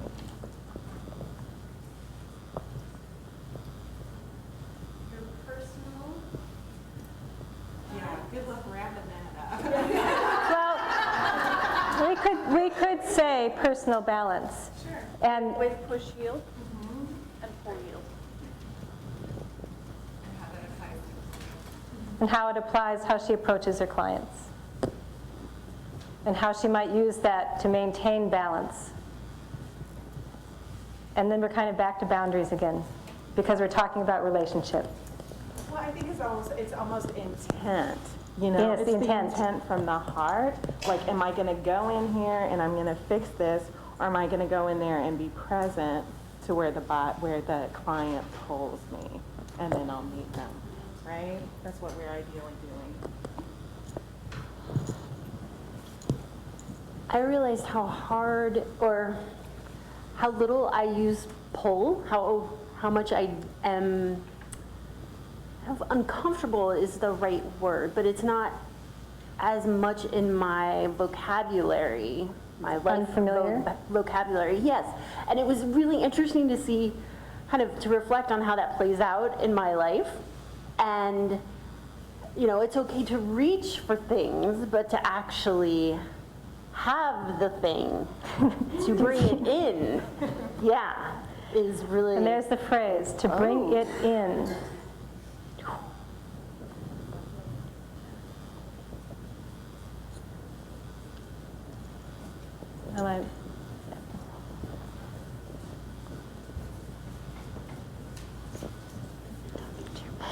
Exactly. I'm told that about 3 feet that it will get you. Okay. So, or you can talk at my chest too, that's fine. I would just like to speak of the awareness of when we were walking back and forth to the room, and I think Melissa brought it up really well, is the intention behind the movement really set the tone for the movement. And when we were keeping our boundary, how that had a power and a force behind it, and when we were yielding, it had a softening to it and a and to me, the idea of the yield is the way of being in the world of softening in the hardness of the experience. And that is something that I've played with in yoga, is finding that in the hardness of that is finding the softness, and how that comes also into context of my emotional being, of yielding in the hardness of an experience as well. And it was really fun to witness that as we walked back and forth and had that intention.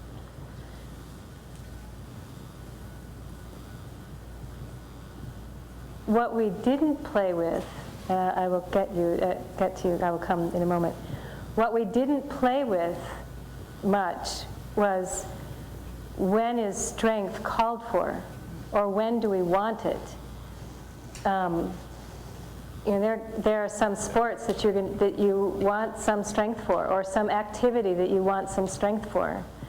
Or if your car is stuck, you want to be able to push. And we want to be able to yield without going away. I think that was one of my personal journeys, was that I yielded, but I yielded and went away. Or can you yield and then have it be active and still be present? And if you're driving a car, if you yield and go away, I mean, you might yield to the big truck, but you don't want to go away. You still have to take your place. You still have to hit the gas.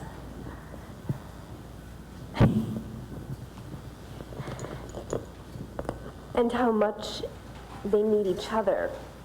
You can't just always have one. Like when we all yielded, it was so mushy and confusing, and when we all stayed firm, didn't work either. So the cycling and the variation of these 4 and many more actions, how much it's an interplay. You can't just have a one in the life, or even in the dynamic. Yeah. And also, I love bringing the yield into the moment before the contact, and the first moments of the contact when we were contacting the partner. It just added a whole nother layer of a way of meeting another system with a kind of a softness and a presence. Yeah. Yeah.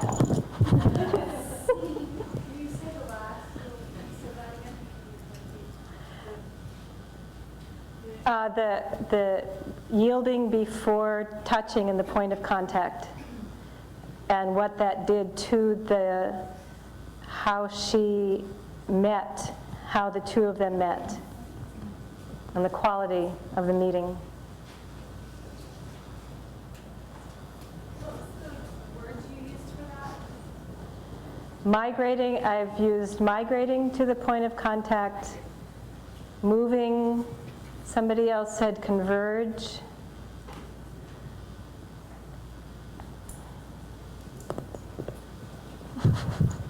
Right on. We've known each other for over 35 years.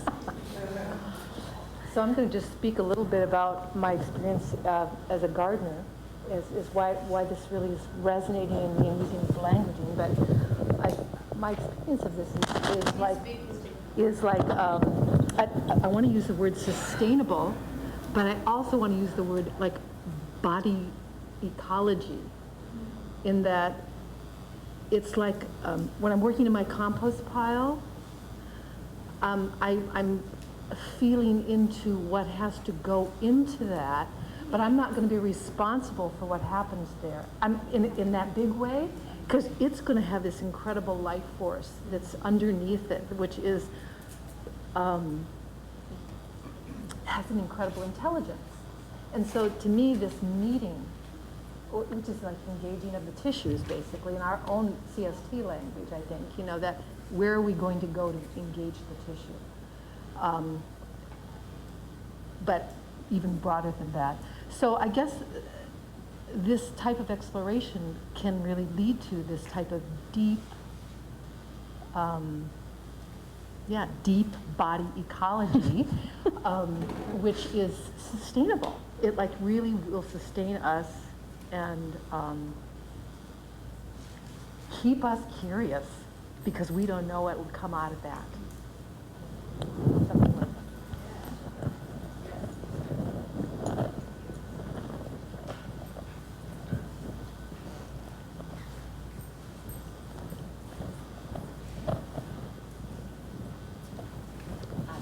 Hi, Rosemary. Well, it's interesting. I just want to admit that I had some prejudices around this, and I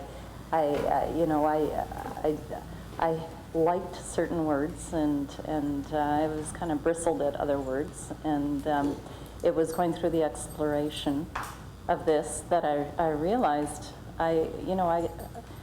we're here to adapt. Our nervous system is here to adjust and adapt to whatever is we're called to do at any given moment.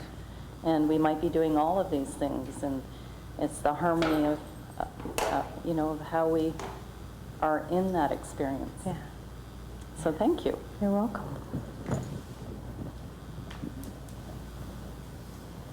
And as adults, we don't, they're all there all the time. They're just going to be, something might be more predominant, or we might have our favoritism, or be less familiar with one over another.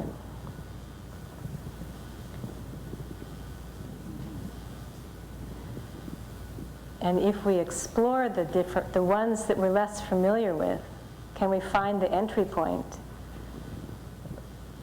We may have more choice available to us, so that if we enter a situation, we have our stock response, and maybe it's a useful stock response, and then sometimes it's not a useful stock response, and we get whatever jar for whatever reason. But this may be tools for bringing in some other response, some other choice.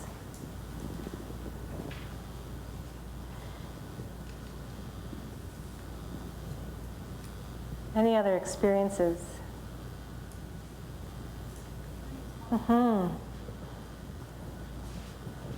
I want to acknowledge your embodiment. I learned from the way you hold space more than anything. So it's modeling. Thank you. Yeah. I'm sure everybody did.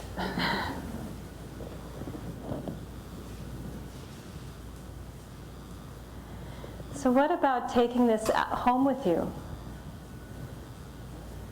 I have lots of ideas, but I'd love to hear yours first.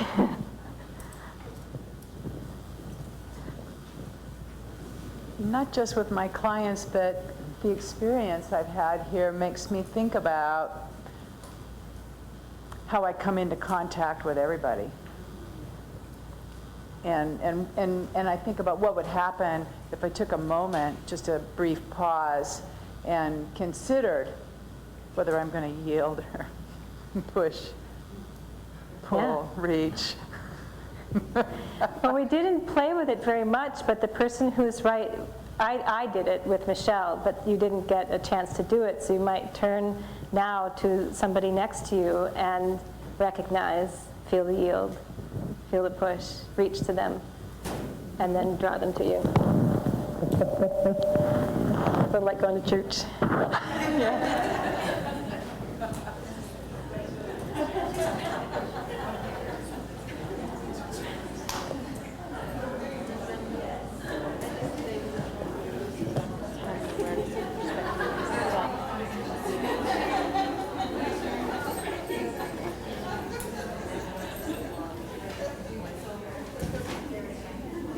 So we're not going to descend into what we call the puppy pile. As fun as it might be. The puppy pile probably came out of a lot out of dance improvisation and contact improvisation. And in BMC land, once you start coming into contact with somebody and and then it is, oh, whoa, this is feedback. So, and then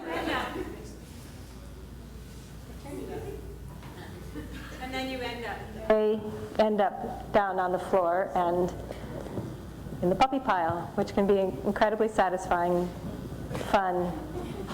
Maybe later. So, applications. And then applications.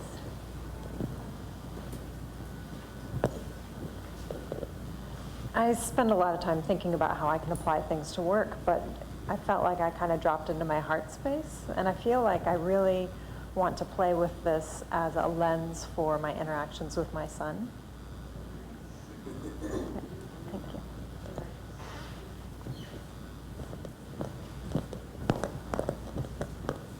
So I spend a good chunk of my time working with moms preparing for birth, and I teach dancing for birth classes, and I'm always trying to get them to drop into the wisdom, this core wisdom, heart and uterus, and have that guide the birth. And I think that in American culture, we spend so much time trying to think our way through the birth process. So when we were walking, and we were walking with the push, and then you yield as you take the step, I was thinking about I really dropped into my uterus, and I was thinking about the push of the consciousness of the uterus, and then yielding to the strength. And to me, that verbiage is so much more valuable than like peak surrender, because it goes in, it gets us into that like, I have to surrender to what? It gets us into this victim mentality when we're in our mind. And so to embody that and really drop into the uterus with that push, yield. I'm just moving through space. I am so excited to bring this to my mom. Yeah. You did this beautiful demonstration of, so this was yield, push, reach, and pull. It's a huge guiding arc principle of body-mind centering, these 4 actions. And interestingly enough, when I was doing my research, I found nothing about them in the notebooks. It's all assumed in the vertebral patterns. And you practice yielding in the spine, you practice yielding in all these different places, but there's not a lot of conversation about what yield is. Anyway, that's a little aside. But what I wanted to say was that in the systems work, we go into all the organs, we go into the bones, we go into the skin of the bone, we go in anywhere you might want this. I could tap into the cranial class this morning because we play with the bones before they become bone, when they're in their fluid state, and when they're spiraling and they're moving.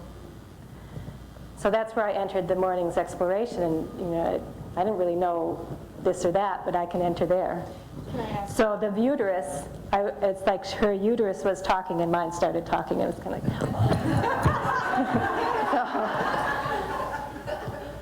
So then the next tier of consciousness, I feel, would be like if we could help moms like do that, like not wait for the consciousness to happen in the uterus or the movement of the uterus, but to also have that like heart headspace, like that kind of reach out for that power and pull with it. So I'm seeing this like as a tiered thing. Like, but yeah, backing up, starting at the beginning.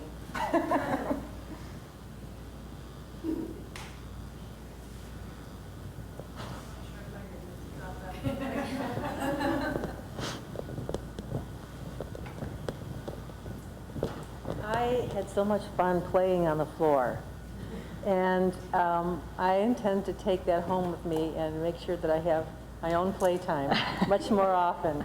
And I think we all need to get back to playing like children, and we'll find a piece of ourselves that we sort of put to the side.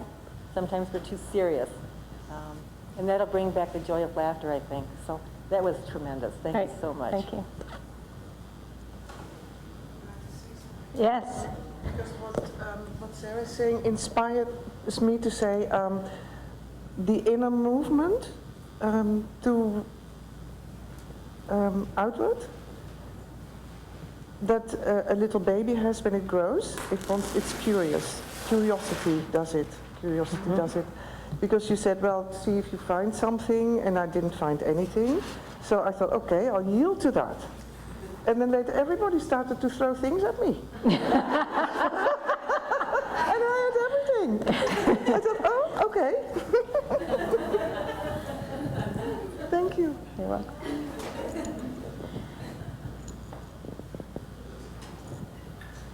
So, and interestingly enough, for an infant, that reaching, that curiosity is really important. And finding your own the infant's own satisfaction and success maybe kind of redefining a little bit now, that you see something outside of your kinesphere, you're doing all this stuff to try to figure out, and at first you push and you go backwards, and that's not right. And but there is then that satisfaction of figuring out how to get there. And we provide support system for that. one of our, I'm assuming it's kind of in this room as well, but to not prop children into positions that they cannot get into themselves. Doesn't mean that we don't hold them, doesn't stick them there and, okay, go for it. You know, we're there in relationship. Obviously, they've just come from a water world onto the earth, but we can facilitate them doing that. But they're going to be much more secure problem solvers if they've had to do it from the beginning. With support. So support precedes movement. Big body-mind centering principle. And that was brought up this morning in Allison. I mean, it was inherent with the compassionate support? Embrace.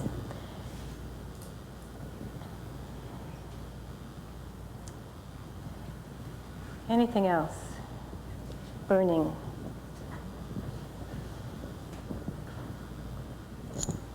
I'm looking forward to using those fourth yield, push, pull, reach, and energetically. Yeah. Because we're working in an energetic world, and it just gives more of a repertoire, or conscious repertoire than I had before. Great.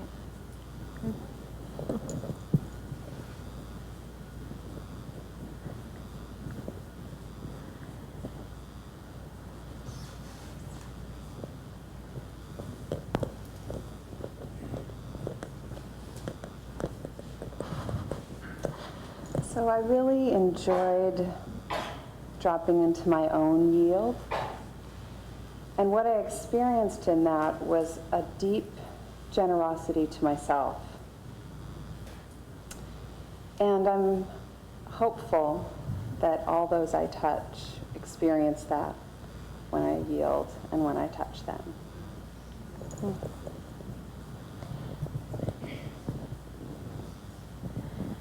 I also say that there's a really beautiful sweetness in the room, a sense of generosity, sense of coming home.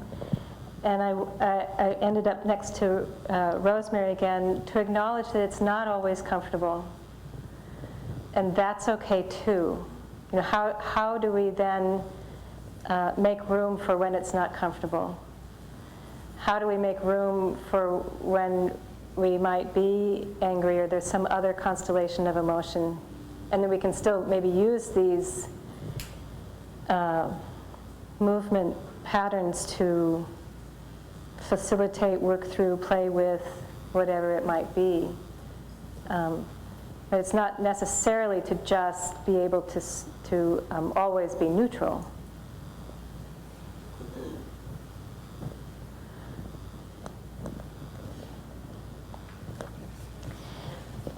So,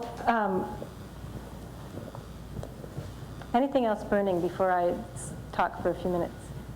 Well, I worked with some deaf children, and this exercise I thought would be really great because I do a lot of, have interpreters with me, I have aides with me that are helping me to work with the kids, but we don't get to really touch and have that whole piece, and I just thought this would be a great thing that I'd like to add to it. Right. Yeah. I mean, touch is, I don't have to tell any of you, but it's so important, and it's getting stripped out of our world.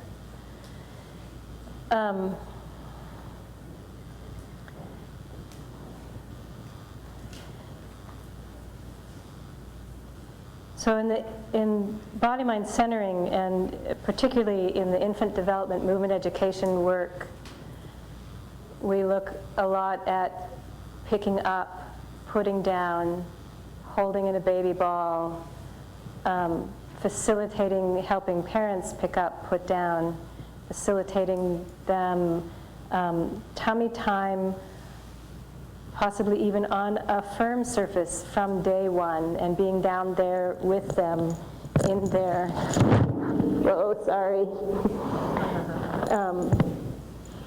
yielding to the floor with them. And that it's not only about the tummy, it's about side lying. It's about being on the back. It's about being able to yield and condense and pull and then push and then reach and go into extension, and then can I self-modulate? Can I learn to self-regulate and be able to be out in extension and come back into flexion? And not get stuck out in extension or startle or a reactive place where you're reactive and not responding.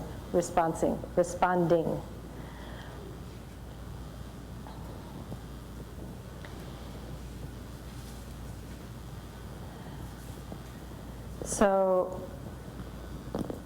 Bonnie Bainbridge Cohen is the founder of this work. I've now found myself, I've created a path by backing in. I'm board chair of the Body Mind Centering Association, and so I am at the hub of how the work will go forward, how it will transition, how it will pass from one generation to another, from a founder to a community. So I have the opportunity to speak with her, although many people do. They just call her up. She's home, she answers the phone, you talk to her. I told her I was coming here, and she said, make sure you tell them to put the baby on their sides. Okay, Bonnie, I will do that. So now I've done it.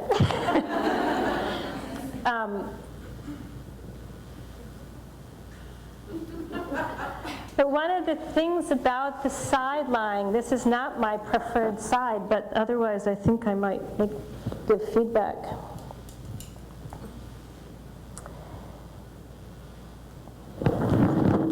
Sorry.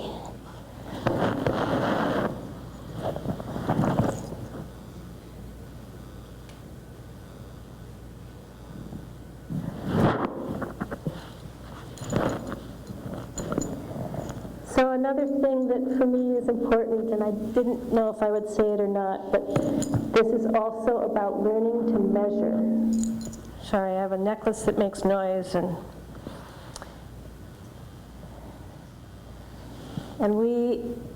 one of my teachers, Sandy Jamrog, and Lenore Grubinger talked about the small falls and the importance of the small falls. So this is the context of this yield, push, reach, pull, of getting into and out of positions, so that if this is the fall, and I'm measuring with my nose, because right now it's more about smell than it is about sight, then I'm figuring out how much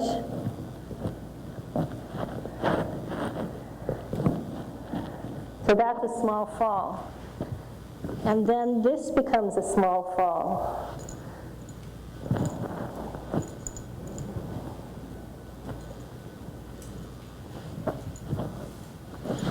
And this becomes a small fall. And I'm still yielding, and I'm pushing, and I might be reaching. And I can spiral from here. And then I can sit on my own volition. And I know how to get back down. If I'm sat here, this is stable, that's no longer a small fall, and I don't know how to get there, and it might be really scary.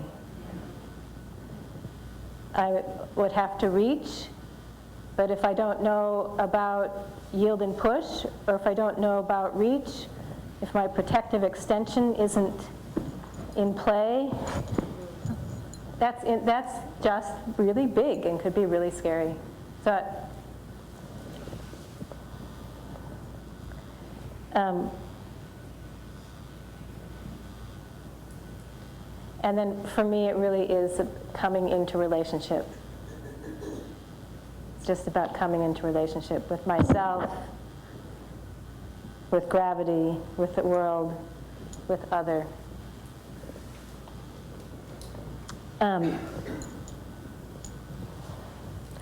I am here in town until, as long as my packing goes well, I'll be with you till Friday morning. And then I leave. Tomorrow at lunch, if people want to hear more about body-mind centering, if they want to hear specifically about the infant development movement education arc of training, I will come and have lunch with you and can tell you about the program.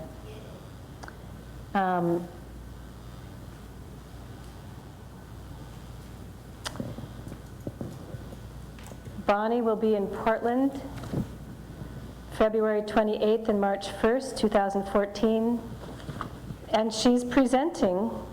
Now, you have to know that when Bonnie presents, she may present what's on the sheet, and she might do whatever's interesting her in the moment, and she might think it relates. Anyway, you come to get to be with her. But nominally, it's on yoga and developmental movement, but it really will be around the developmental patterns. And it's a really, especially if you live here, this is a lovely opportunity. So there are lots of these. If you want one, take one. Because it foreshadows a local program happening in the next 2 years of developmental work. So yeah, there's a whole arc of embodied developmental movement in yoga. And that will probably begin in 2016, in the winter of 2016, and is about 2 years. And I teach on that, and a dear friend of mine runs that, who's in New York, and she comes. It's a weekend program, so 3 days, Saturday, Sunday, Monday. We have people in the embodied anatomy and yoga program right now. Where are you located? I live here. Oh, you do? Yes. And I have a little studio yurt, and so I also have a sign up that if you are interested in, if you live in town and you want to do some kind of study group, or monthly or weekly or 6 weeks, or we put together whatever we want, you can check that box. And if you want to do a weekend workshop, check that box if you're out of town, or even if you're in town. The other exciting thing is that our conference, Body Mind Centering Association 30th Annual Conference, will be at Reed College next July. This is off on the heels of Don's comment. The title of the conference is Body as Ecosystem, Somatic Landscapes. But anything is, I mean, if you have a somatic approach, anything is, you're welcome to apply. So there's a call for presenters and a save the date. And my little infant development flyer, so that's my little information. And it has been a real delight to be in this room, just thoroughly a delight, and to share with you yield and push and reach and pull, because it's been a delight. So I just thank all the teachers, past, present, and future, and all the students, and all of those who support us, that we get to come